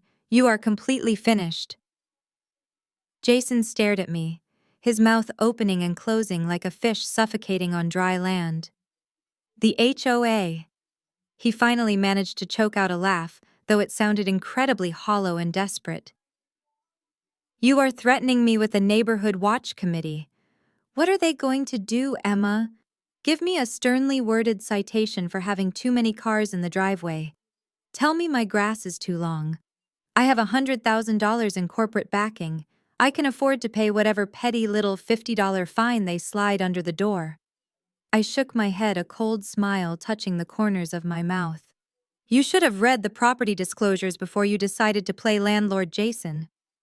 I reached back into my open briefcase and withdrew a thick leather-bound booklet. The gold lettering on the front cover caught the crisp afternoon sunlight. This is the official charter for the Lake George Ecological Preservation Board. It is not a neighborhood watch committee composed of bored housewives. It is a legally recognized regulatory authority backed by the State Department of Environmental Conservation. I opened the booklet to a page I had heavily bookmarked with bright red sticky notes. When I purchased this specific lot, I had to sign a binding covenant acknowledging that this land sits on a highly protected watershed. The bylaws here are designed to prevent exactly what you are doing. Section 12, paragraph 4, strictly prohibits any commercial enterprise, including short-term rentals, corporate retreats, and paid hospitality services. It is a zero-tolerance policy designed to stop massive crowds from overwhelming local septic systems and destroying the fragile shoreline. Jasmine crossed her arms, though her manicured fingers were trembling visibly against her silk blouse. So we break a minor rule. Big deal. Like Jason said, we will just pay the fines. We have the capital to absorb minor operational costs. You are just trying to use big legal words to intimidate us because you know you cannot actually get those tourists out of the house today. You are not listening to me, Jasmine, I said, projecting my voice, so the remaining investors could hear every single devastating detail. This is not a simple parking ticket. The Preservation Board does not issue polite warnings. When an unauthorized commercial event is detected on a protected lot, the board is legally mandated to take immediate emergency action to halt the ecological threat. I pulled out my phone and held it up high. And I know they are taking action because I personally called the board president 20 minutes ago. I sent him a direct link to your rental listing and photographs of these massive catering vans tearing up the protected grass. A wave of frantic whispers swept through the crowd. The caterers, sensing the impending legal disaster, quietly began packing up their expensive silver chafing dishes and loading them back into their vehicles. Jason swallowed hard, a heavy bead of sweat tracing its way down his temple. You called them. You reported your own property. Why would you do that? You are just going to get yourself massively fined. No, Jason, I replied smoothly. The property owner is not liable if the commercial activity is the direct result of criminal trespassing. I submitted the police report establishing that you and Jasmine broke into my house and changed the locks without my consent. That completely shields my corporate entity from any financial liability. However, it places the absolute entirety of the legal burden squarely onto your shoulders. You are the unauthorized operators. You are the ones who signed the catering contracts. You are the ones who took the advance money. I stepped closer to the edge of the deck, my eyes locked firmly onto his pale, terrified face. The Preservation Board has the absolute authority to issue an immediate stop work order. But more importantly, because you are not the legal owners of this house, you have absolutely zero standing to dispute their swift actions. You cannot appeal to the committee. You cannot request a public hearing. You are legally classified as hostile squatters running an illegal business on ecologically protected land. Jasmine lunged forward, her voice cracking with sheer desperation and fury. We have a lease. We have the power of attorney. We are not squatters. I pointed a firm finger right at her chest, dropping my voice to a lethal quiet register. I just proved to 50 witnesses that your power of attorney is completely worthless. My parents could not authorize a commercial lease because they were merely life tenants. Your entire operation is a phantom, Jasmine. You have no lease. You have no ownership. You just have a massive mountain of liability and angry investors wondering why they gave you their seed money. Jasmine opened her mouth to scream another insult, but no sound came out. She looked frantically at Jason, waiting for him to step up and defend their grand business model. But Jason was completely paralyzed. He stared blankly at the leather-bound charter book in my hand, his chest rising and falling in shallow, panicked breaths. He finally grasped the sheer magnitude of the disaster he orchestrated. But Jasmine, driven by pure greed and a refusal to admit defeat, forced a loud, dismissive scoff. A fine is just a fine, Emma, she snapped, crossing her arms tightly across her chest to stop her hands from shaking. You are acting like we committed murder, so the Preservation Board issues a penalty. What is it? $500, $1,000. I told you we have $100,000 sitting in our corporate checking account. We will write them a check tomorrow morning, tell them we made an administrative error, and keep right on operating. It is a minor inconvenience. I smiled. It was a cold, pitying smile that made her flinch. You really think the Lake George Ecological Preservation Board issues $500 fines for commercial exploitation? I asked, my voice echoing across the silent lawn. I opened the leather booklet again, flipping to the penalty schedule section. Let me read this out loud so your investors can fully understand the operational costs of your new hospitality venture. I held the booklet up and read clearly. Article 4, Section 9. Any unauthorized commercial activity, including short-term rentals, corporate events, and paid hospitality services, constitutes a severe ecological threat. The mandatory administrative penalty for such a violation is $10,000 per day. I paused, letting the number hang in the crisp autumn air. $10,000 per day. Gasps erupted from this crowd of guests. The tall, navy-suited investor let out a sharp curse. $10,000 a day, he shouted, pointing an accusing finger at Jason. You told us the overhead on this property was basically zero. I am not finished, I said loudly, cutting through the rising panic. I looked back down at the charter. Furthermore, each distinct commercial activity on the property constitutes a separate daily violation. I closed the booklet and looked directly at Jasmine, who had suddenly turned the color of chalk. Let us do some basic math, Jasmine. You have unauthorized guests occupying the main residence. That is one violation. $10,000. You hired a commercial catering company to park heavy vans on the protected shoreline grass. That is a second violation. Another $10,000. You hired a professional DJ and set up commercial audio equipment in a designated quiet zone. That is a third violation. So, just for today, your little administrative error has racked up $30,000 in immediate fines. Jason stumbled backward, his back hitting the wooden railing of the deck. 30,000, he whispered, his eyes wide with absolute horror. And that is just for today, I reminded him cheerfully. You said the tourist from Ohio booked a 6-month stay, right? That is roughly 180 days. At $10,000 a day, just for the occupancy violation alone, you are looking at $1.8 million in fines by the time their stay is over. Jasmine shook her head vigorously, taking a step back. No, that is illegal. They cannot fine someone $10,000 a day. That is extortion. No judge would ever uphold that in court. It is not a municipal court fine, Jasmine, I explained patiently, enjoying the absolute terror washing over her face. It is a private homeowners association covenant. It is a legally binding contract tied to the land which has been upheld by the state Supreme Court dozens of times. They absolutely can, and they absolutely will, enforce every single penny of it. She swallowed hard, her arrogant facade completely crumbling. Well, they can fine you then, she stammered, pointing a shaking finger at my chest. It is your LLC. You own the property. You are the one on the hook for the fines, not us. We are just the managers. I shook my head slowly. I already explained this to you. The board places the liability on the unauthorized operators when criminal trespassing is involved.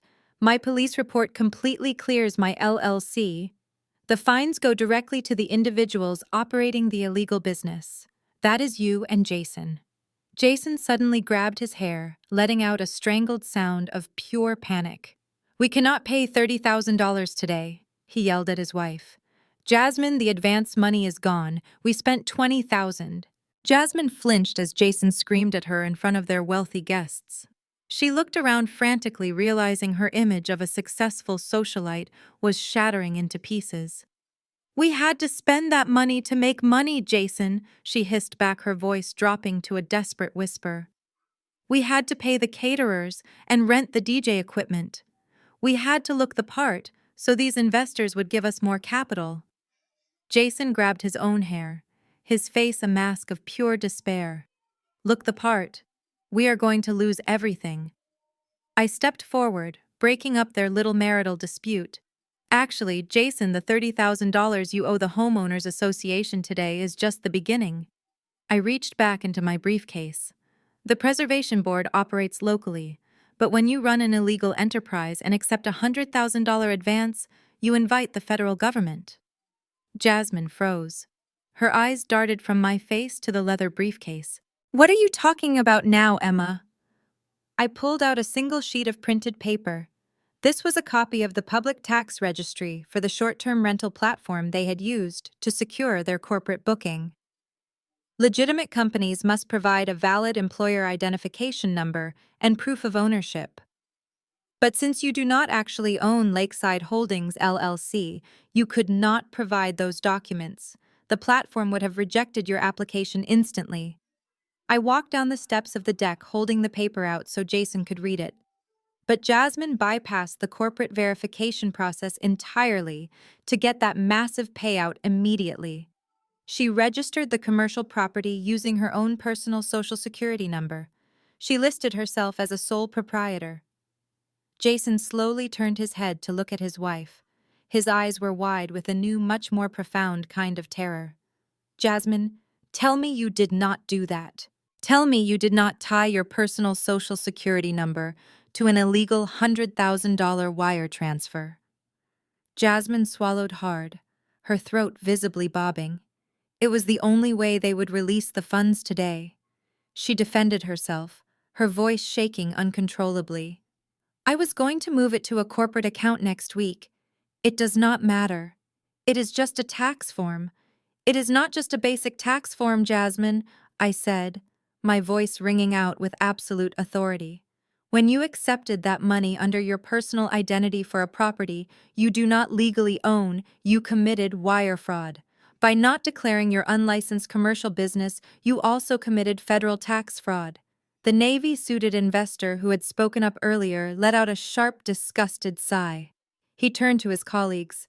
These people are entirely toxic. They are operating a federal tax fraud scheme. If the IRS audits them, anyone who invested seed money into their fake portfolio will be subpoenaed. We need to leave right now. The remaining guests never hesitated. The sudden mention of the Internal Revenue Service was the ultimate deal-breaker. The investors turned in unison and marched toward the front gate. They abandoned their champagne glasses on the lawn. Nobody thanked Jasmine for the expensive caviar. They fled the property entirely. Jason watched his entire network, his future investors, and his fake social standing walk out the gate. He turned back to me, his shoulders completely slumped. "Emma, please. You made your point. You humiliated us. Let us give the money back to the tourists and we will leave. We will not bother you again. Do not report this to the IRS. I am your brother." I looked at him feeling zero pity. "You are a little too late for negotiations, Jason." I pulled my phone out of my pocket and tapped the screen. "I did not just drive up here to give a speech. While you were toasting your fake genius, my assistant ran background checks on your listing. She discovered the Social Security discrepancy an hour ago. She forwarded your information, the fraudulent lease and bank routing numbers, to the IRS criminal tip line. You are officially on the federal radar." Jasmine let out a piercing shriek. She lunged at me, trying to snatch the phone away. "You vindictive witch! You ruined my life!" Jason caught her around the waist, pulling her back. "Stop it, Jasmine!" he yelled, his voice cracking with pure panic. "Assaulting her is not going to delete an IRS report. We are going to federal prison." I placed my phone back into my pocket, maintaining my composure. "I did not ruin your life, Jasmine. You ruined it yourself the second you decided to steal my parents' gift. The federal government does not care about your ego. Your paper trail leads directly to a prison sentence." The absolute finality of my words seemed to literally drain the remaining color from Jason's face. He stumbled backward and sat down hard on one of the white linen cocktail chairs, burying his face in his hands. Jasmine stood frozen, her mouth opening and closing silently. The few remaining guests were practically sprinting toward the front gate to escape the blast radius of their impending federal indictment. Just as the last catering van hastily backed out of the driveway, the familiar sputtering sound of a failing engine cut through the tense silence. My father's rusted sedan pulled slowly through the open iron gates, awkwardly navigating around the fleeing luxury vehicles. They parked near my Audi, and my parents stepped out. They looked completely exhausted. My father was holding a plastic bag of cheap takeout food from the motel, and my mother was clutching her purse tightly. They had clearly returned to grab something they had forgotten, or perhaps the reality of the roach-infested motel had driven them back to beg Jason for a guest room. They walked toward the backyard, stopping dead in their tracks when they saw the deserted lawn, the abandoned champagne glasses, and Jason sitting with his head in his hands. "Jason, what is going on here?" my mother asked, her voice trembling as she hurried over to him. Susan dropped her purse on a table. "Why is everyone leaving? What happened to your big investor presentation?" Jason could not even look at her. He just shook his head, letting out a pathetic, dry sob. I stepped forward, my briefcase resting securely in my hand. "I will tell you exactly what happened, Mom. Your golden child just publicly admitted to grand larceny, violated a strict ecological covenant to the tune of $30,000 in daily fines, and committed federal wire fraud using Jasmine's Social Security number. The IRS Criminal Division is currently reviewing their file." My father dropped the bag of takeout food. The plastic containers hit the grass with a dull thud. He stared at me, then turned his horrified gaze toward Jason. "Tax fraud. Jason, tell me she is lying. Tell me you did not mess with the IRS." Jason looked up, his eyes red and frantic. "I did not know, Dad. Jasmine handled the platform registration. She just wanted the cash advance quickly. We were going to fix the paperwork later." Jasmine whipped around, pointing a shaking finger at her husband. "Do not you dare put this all on me. You are the one who told me to get the money today so we could pay for this stupid caterer. It was your idea to forge the corporate documents." Susan gasped, taking a physical step back from her beloved son. "You forged corporate documents? Jason, how could you be so incredibly stupid? You promised us this was a perfectly legal, foolproof business venture." You looked me right in the eyes in that motel room and swore you had consulted an accountant. I did, Jason cried out defensively. I read an article online. You read an article online. Richard shouted, his voice cracking with a mixture of rage and sheer terror. You convinced us to sign away our rights to a $400,000 home. You forced us to move into a filthy roadside motel, and you based your entire financial strategy on an internet article. The illusion of the brilliant, misunderstood entrepreneur instantly evaporated. My parents finally saw Jason for exactly what he was. He was not a victim of bad luck.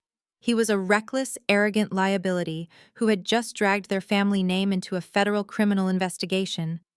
Susan grabbed her purse, her hands shaking so violently she dropped her keys in the grass.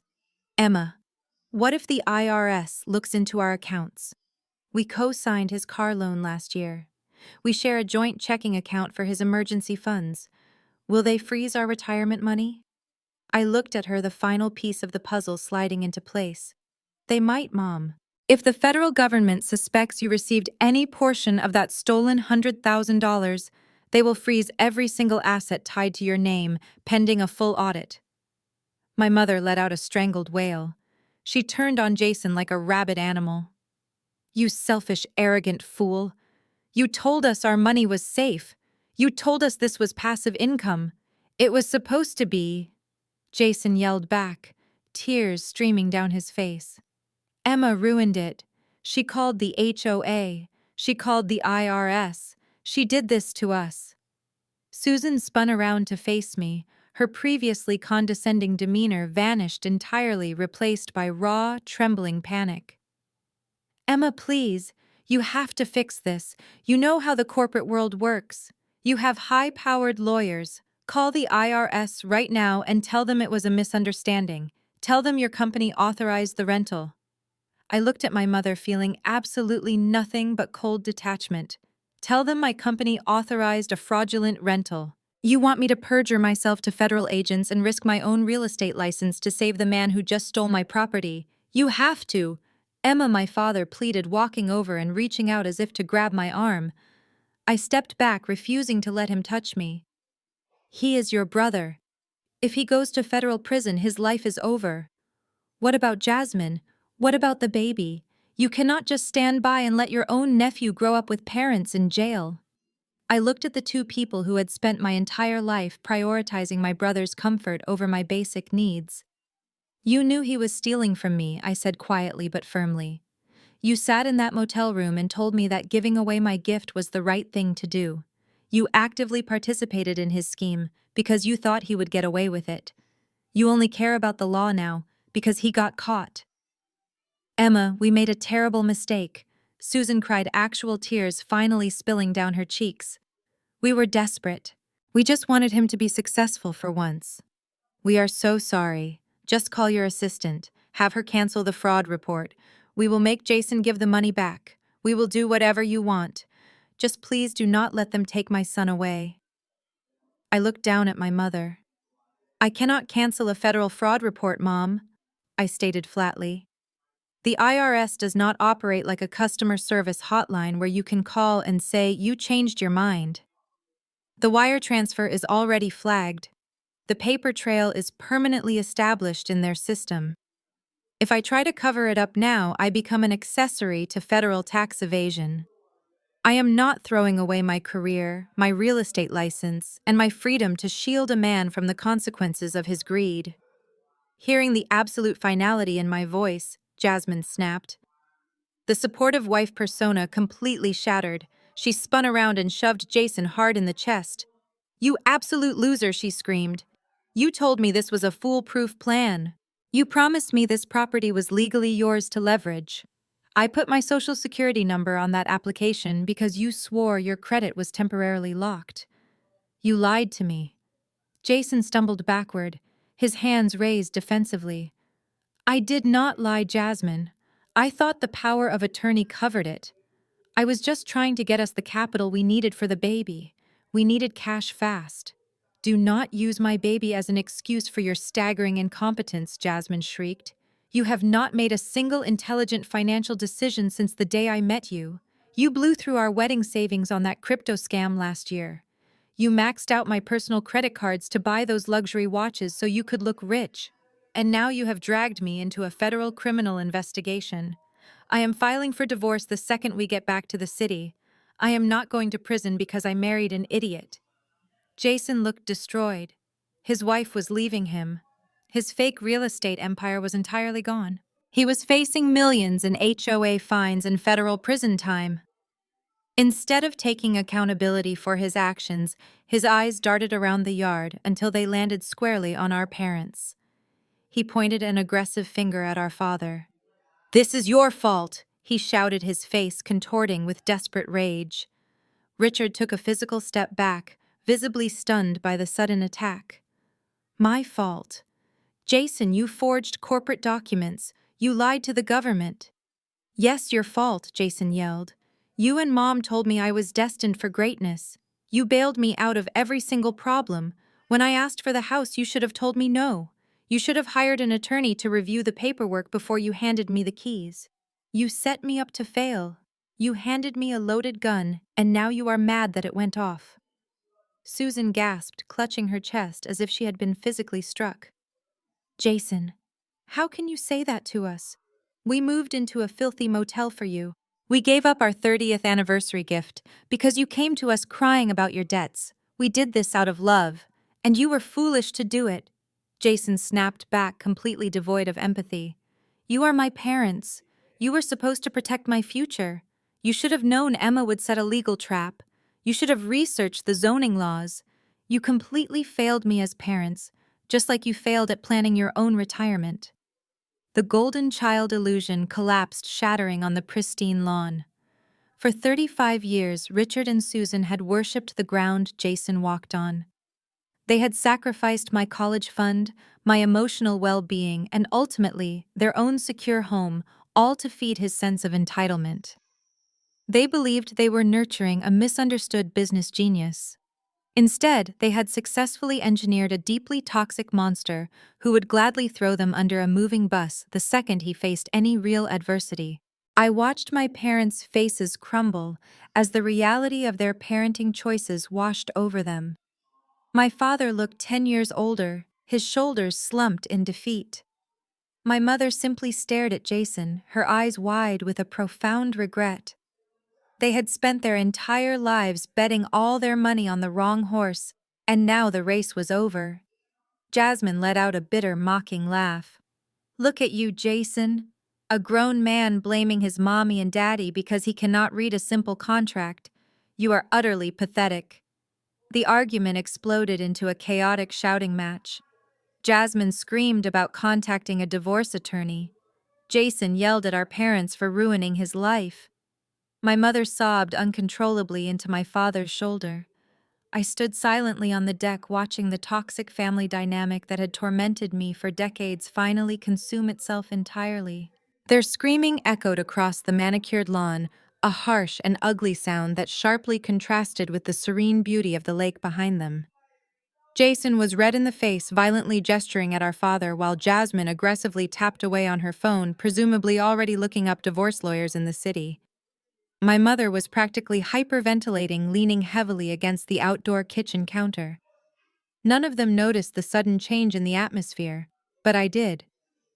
Through the dense canopy of autumn trees lining the private road, a distinct pattern of flashing red and blue lights began to reflect off the glass surface of the lake. The distant crunch of heavy tires rolling over gravel grew steadily louder. Within seconds, a white SUV with the Lake George Ecological Preservation Board logo emblazoned on the side pulled through the open iron gates.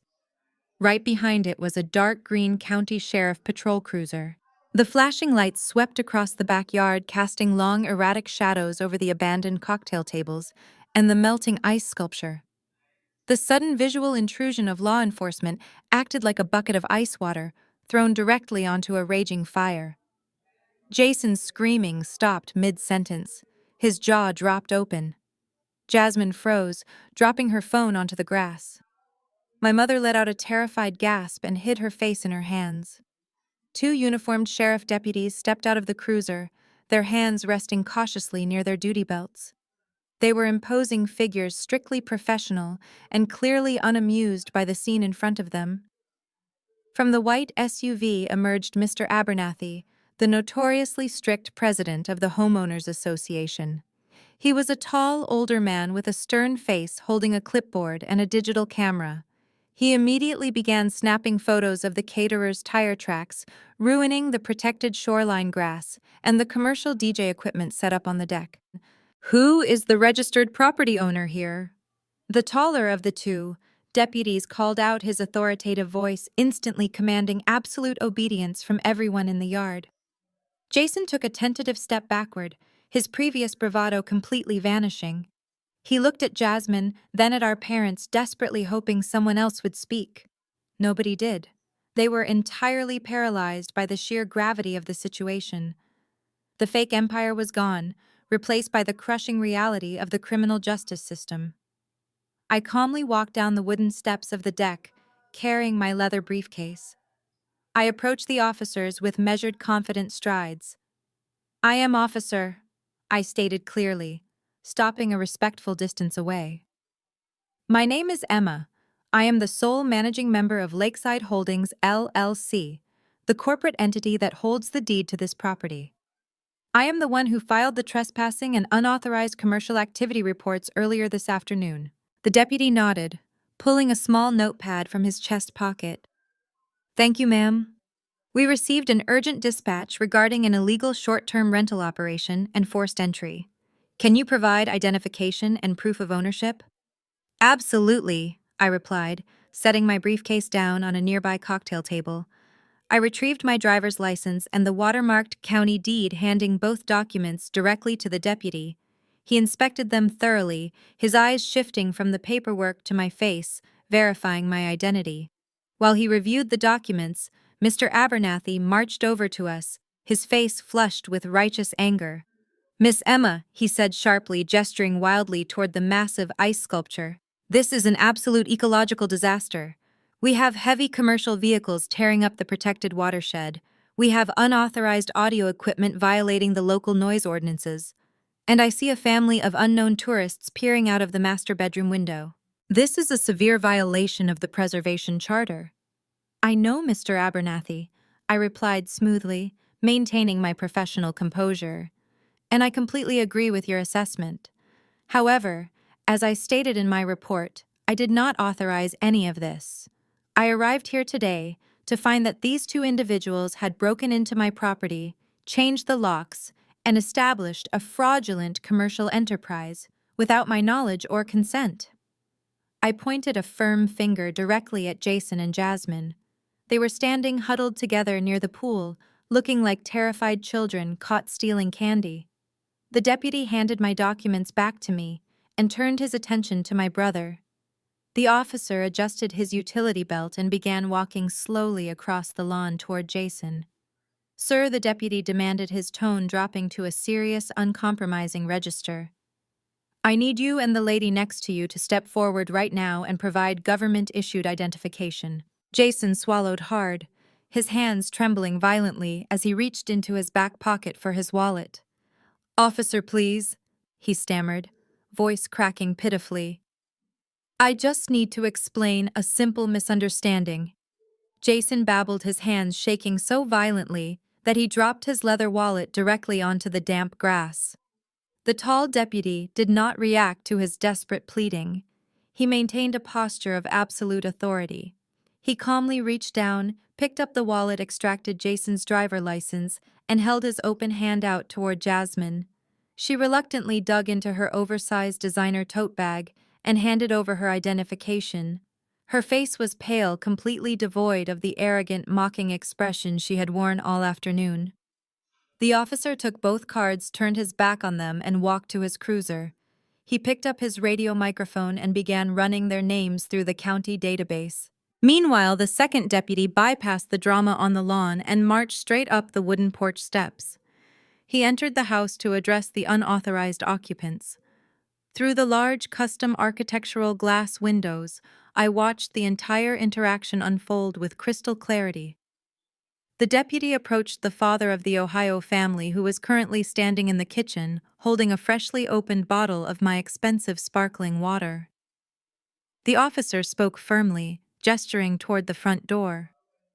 The tourist's face instantly transformed from relaxed vacation mode to utter shock and then to explosive, terrifying anger. It took less than 15 minutes for the family to completely pack their belongings. They dragged their heavy rolling luggage back across the pristine oak floors, the harsh sound echoing loudly into the tense silence of the front yard. The mother looked absolutely devastated, holding her young daughter tightly by the hand. The father, however, was practically vibrating with rage. He marched out the front door and headed directly toward Jason, closing the distance so fast and aggressively that the primary deputy had to quickly step between them to prevent a physical altercation. "You stole $100,000 from our corporate account," the tourist shouted, his face turning a deep shade of crimson. "We booked this property for a 6-month executive retreat. You looked me right in the eye, shook my hand, and took our company wire transfer. You are a complete con artist." Jason backed away, holding his trembling hands up like a flimsy shield. "I am not a con artist," he pleaded weakly, his voice cracking under the pressure. "We had a valid lease from my parents. This is just a massive family dispute over the corporate structuring. I will refund your money. I just need a few days to transfer the funds back from our operating account." "I do not want your pathetic excuses," the man growled, pointing a thick, accusing finger directly at Jason's chest. "I want my money wired back to my corporate account by tomorrow morning. If it is not there, my legal department is going to bury you in civil litigation before the criminal courts even get a chance to process you." The family loaded their luggage into their rented luxury SUV, slamming the heavy doors with enough force to physically shake the vehicle. They peeled out of the driveway, kicking up a thick cloud of gravel and dust, leaving Jason and Jasmine standing entirely alone to face the police. The primary deputy returned from his cruiser holding a thick pad of carbon copy citation paper. He tore off 2 yellow sheets and handed one to Jason and one to Jasmine. "You are both being officially cited for criminal trespassing," the deputy stated, his voice completely devoid of any sympathy. "Because you broke into a secured property and changed the locks without the legal property owner's consent. You are not considered tenants. You have absolutely no squatters' rights here." The officer pulled out a secondary stack of forms from his belt. "Furthermore, because you accepted a massive sum of money across state lines for a fraudulent commercial rental agreement, this incident is being immediately escalated to the County Criminal Investigations Division. You are formally accused of commercial fraud. A detective will be contacting you shortly. I highly advise you both to retain criminal defense attorneys immediately. Do not attempt to contact the property owner. Do not return to this address. If you step foot on this property again, you will be arrested on sight and held without bail." Before Jason could even begin to process the criminal citations in his hand, Mr. Abernathy stepped forward eagerly, holding out his wooden clipboard. "And here is your official notice of violation from the Lake George Ecological Preservation Board," Abernathy announced loudly, practically shoving the paperwork into Jason's chest. "This is a formal stop work order. It also details the immediate $30,000 administrative fine for today. You have 14 days to remit payment to the board, or we will place a lien on any personal assets you currently hold." Jason stared blankly at the thick stack of yellow and white legal papers in his hands. It was the physical manifestation of his completely ruined life. The fake real estate empire, the lavish launch party, the arrogant toast to generational wealth, all of it had vanished. It was entirely replaced by severe criminal charges and crippling financial debt. Jasmine did not even look at her citation. She crumpled the yellow paper in her fist, glaring at me with a hatred so deep it looked toxic. She spun on her designer heel, marching toward their luxury vehicle parked illegally on the grass. She yanked the passenger door open and climbed inside, slamming it shut behind her. Jason stood frozen for another long moment. He looked at our parents who were watching him from the driveway with absolute horror and profound disappointment. He opened his mouth to speak, perhaps to offer one last pathetic excuse, but the deputy rested his hand significantly on his utility belt. "It is time to leave, sir," the officer commanded firmly. "Right now." Jason did not argue. He turned his back on the custom-built lakeside villa he had tried to steal and slowly walked toward his car. His shoulders were slumped, his expensive suit looking suddenly disheveled and cheap. My parents stood completely frozen on the gravel driveway watching their golden child get escorted off the premises by armed law enforcement. The illusion was so entirely shattered that they could not even muster the energy to say a simple goodbye. Jasmine was already sitting in the passenger seat with her arms crossed tightly over her chest, staring straight ahead through the windshield. Jason climbed into the driver's seat and started the engine. The luxury vehicle slowly rolled down the driveway and disappeared out of the iron gates. The deputies stayed on the property until the car turned onto the main highway, ensuring the trespassers were gone. The sudden silence that fell over the property was incredibly peaceful. My parents quietly got into their rusted sedan and drove back to their miserable budget motel without saying a single word to me. They knew there was absolutely nothing left to say. However, the true financial reckoning did not happen on my lawn. It happened 48 hours later in a cold, sterile legal conference room in downtown Manhattan. The furious father from Ohio was not just a wealthy tourist looking for a weekend getaway. He was the chief executive officer of a massive logistics firm, and he had an entire team of ruthless corporate litigators on his personal payroll. By Monday morning, his legal team had completely cornered Jason and Jasmine. Because Jasmine had stupidly used her personal social security number to secure the $100,000 advance, the executive's lawyers easily bypassed any protective corporate veil. They drafted an airtight, aggressive demand letter, giving my brother exactly 24 hours to return the entire sum, or they would formally press federal wire fraud charges and drag them into a ruinous, highly public civil lawsuit. There was just one massive problem. Jason and Jasmine did not have $100,000. They had already spent over $20,000 on the luxury catering, the live DJ, the designer clothes, and the lavish party rentals. Their personal bank accounts were completely overdrawn. I found out the exact details because Jason actually had the absolute audacity to call me on Tuesday morning, sobbing hysterically and begging for a massive loan to keep him out of federal prison. I politely reminded him that he was the legal manager of his own destiny, declined his request, and hung up the phone. But my brilliant assistant Diana kept a close eye on the public legal filings out of sheer professional curiosity. With their backs completely against the wall, Jason and Jasmine were forced into a brutal legal negotiation. They met with the executive's lawyers under the crushing threat of immediate criminal arrest. The corporate lawyers demanded full and immediate restitution. Since my brother and his wife lacked liquid cash, the attorneys aggressively went after their only remaining tangible asset, their cramped, heavily mortgaged two-bedroom apartment in the city. To avoid serving federal time for grand larceny and fraud, Jason and Jasmine had to sign a legally binding financial settlement agreement. They were forced to formally sign over the entire remaining equity of their city apartment directly to the executive to cover the missing $20,000 and the exorbitant legal fees the executive had incurred over the weekend. The document was an absolute and complete surrender. It legally mandated that they vacate their own apartment within 30 days so the property could be swiftly liquidated. They had tried to steal my parents' secure retirement home to fund their lavish, fake lifestyle. In return, the universe completely stripped them of their own home. They were about to have a new baby, and they were officially facing a terrifying eviction.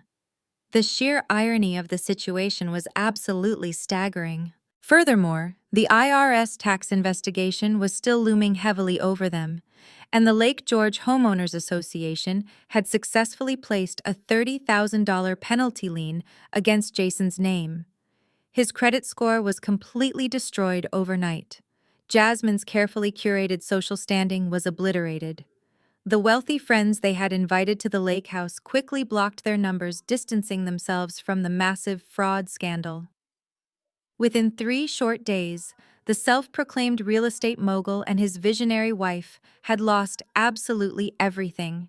They had no investments, they had no home, they had no friends to bail them out. And most importantly, they no longer had my parents' retirement funds to fall back on. They were completely on their own, forced to face the harsh reality of their toxic choices. With Jason and Jasmine thoroughly neutralized by their own monumental greed, there was only one loose thread left to tie. It was time to deal with the enablers who had handed them the scissors. On Thursday morning, I drove my Audi back down the highway to the dilapidated cinderblock motel where my parents had exiled themselves. The crisp autumn air felt incredibly refreshing, a stark contrast to the heavy, suffocating atmosphere that usually surrounded my family. I parked in the cracked asphalt lot and walked straight to room 12. I knocked twice. Heavy footsteps shuffled across the thin carpet, and the door clicked open. My father stood in the doorway wearing the same wrinkled shirt he had worn at the lake house. The room behind him was a depressing disaster. Empty takeout containers were piled high on the small plastic trash can, and the harsh fluorescent light buzzed annoyingly overhead.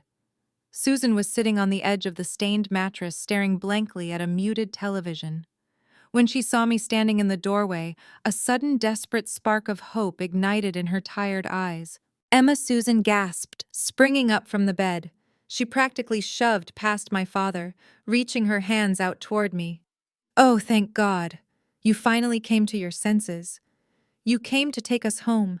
Tell me the lake house is clean. We simply cannot spend another night in this horrible place. The heater barely works, and the noise from the highway is unbearable." I did not step into the room. I stayed on the concrete walkway and looked at her extended hands, making absolutely no move to take them. "I am not here to take you anywhere, Mom," I said, my voice completely devoid of the daughterly warmth she was so desperately trying to invoke. "I am here to finalize some paperwork." I opened my leather briefcase and retrieved a thick manila envelope. I pulled out a single, legally notarized document and held it out toward my father. Richard slowly reached out and took the paper, his hands trembling. He looked down at the bold, capitalized heading at the top of the page. "Notice of termination of life estate and formal order to vacate." "What is this, Emma?" my father asked, his voice barely a whisper. He looked up at me, his eyes brimming with a sudden terrifying realization.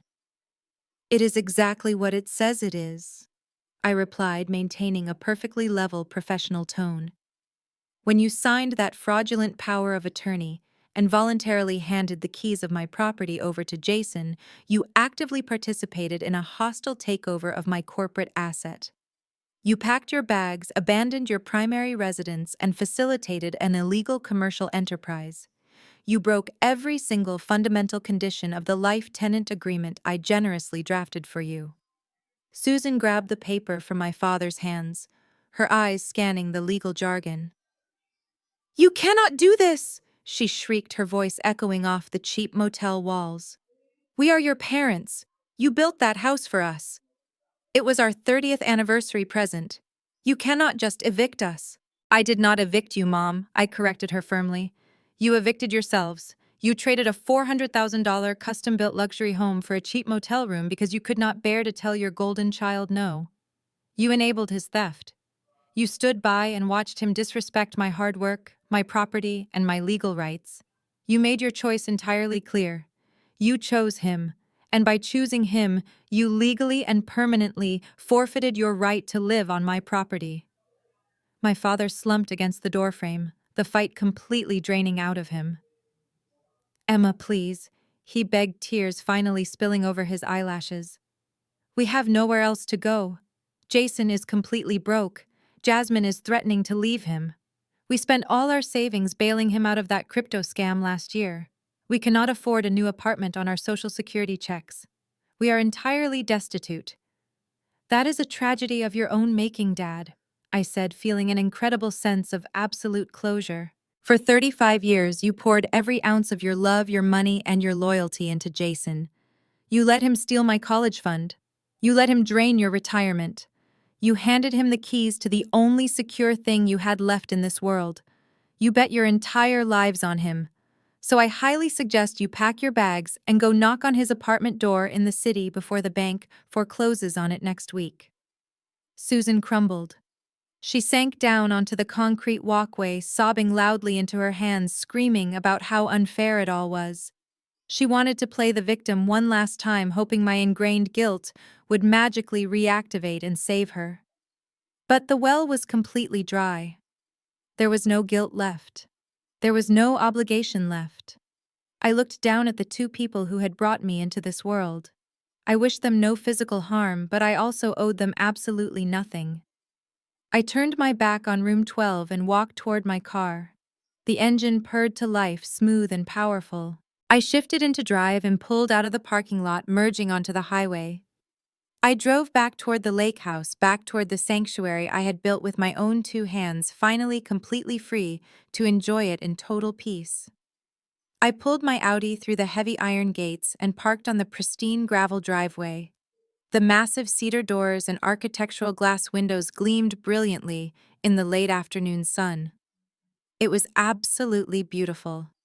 It was a masterpiece of modern design, seamlessly blended with the rugged natural landscape of the ecological preserve. But as I walked up the custom mahogany steps and unlocked the front door, the profound sense of victory I expected to feel simply did not arrive.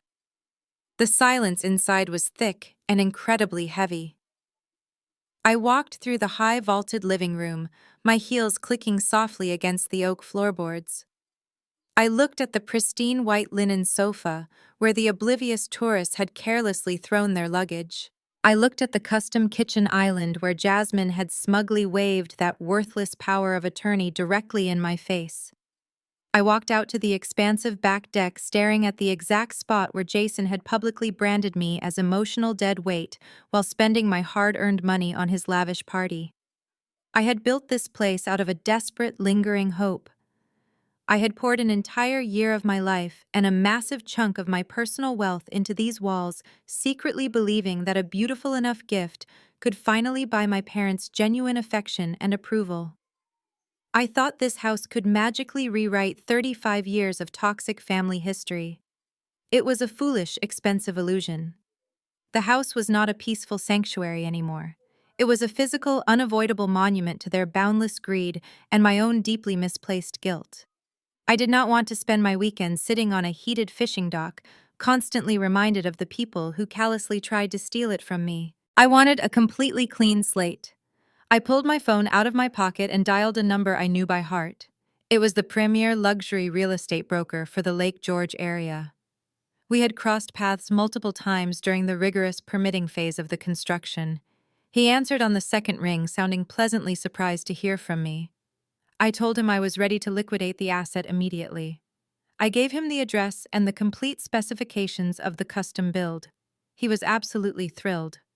Given the high-end luxury finishes, the highly exclusive ecological preserve location, and the current market demand for turnkey vacation properties, he confidently estimated we could list it for nearly double what I had originally invested.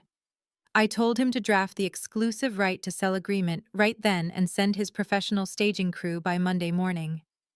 I spent the next hour slowly walking through the empty rooms, not packing, but simply letting go. I mentally detached myself from the custom-imported tile work, the heated floors, and the breathtaking panoramic lake views. They were just raw materials. They were just wood and glass and stone. My true value was not tied to this physical property, and it certainly was not tied to the approval of my biological family. I locked the heavy cedar front door for the very last time. I walked down the driveway, got into my car, and started the engine. As I drove out of the gates, a pristine white van with a luxury real estate logo pulled onto the shoulder. Two men got out and began driving a sleek wooden for sale sign deep into the front lawn. I did not even look back in the rearview mirror. The drive back down to Manhattan felt incredibly different this time. The crushing, invisible weight I had carried on my shoulders for my entire adult life was completely gone. I finally understood the true price of ultimate freedom. Sometimes freedom means walking away from the exact people you are biologically programmed to love. It means accepting the harsh reality that you cannot fix a deeply broken dynamic, no matter how much money, time, or emotional energy you pour into it. You cannot buy loyalty from people who are fundamentally committed to misunderstanding you. Jason, Jasmine, and my parents were now trapped in a miserable prison of their own design, dealing with federal tax investigations, massive financial ruin, and the total collapse of their toxic ecosystem. I, on the other hand, was driving back to a highly successful career, a peaceful life, and a massive return on my real estate investment. I had finally learned how to fiercely protect my peace.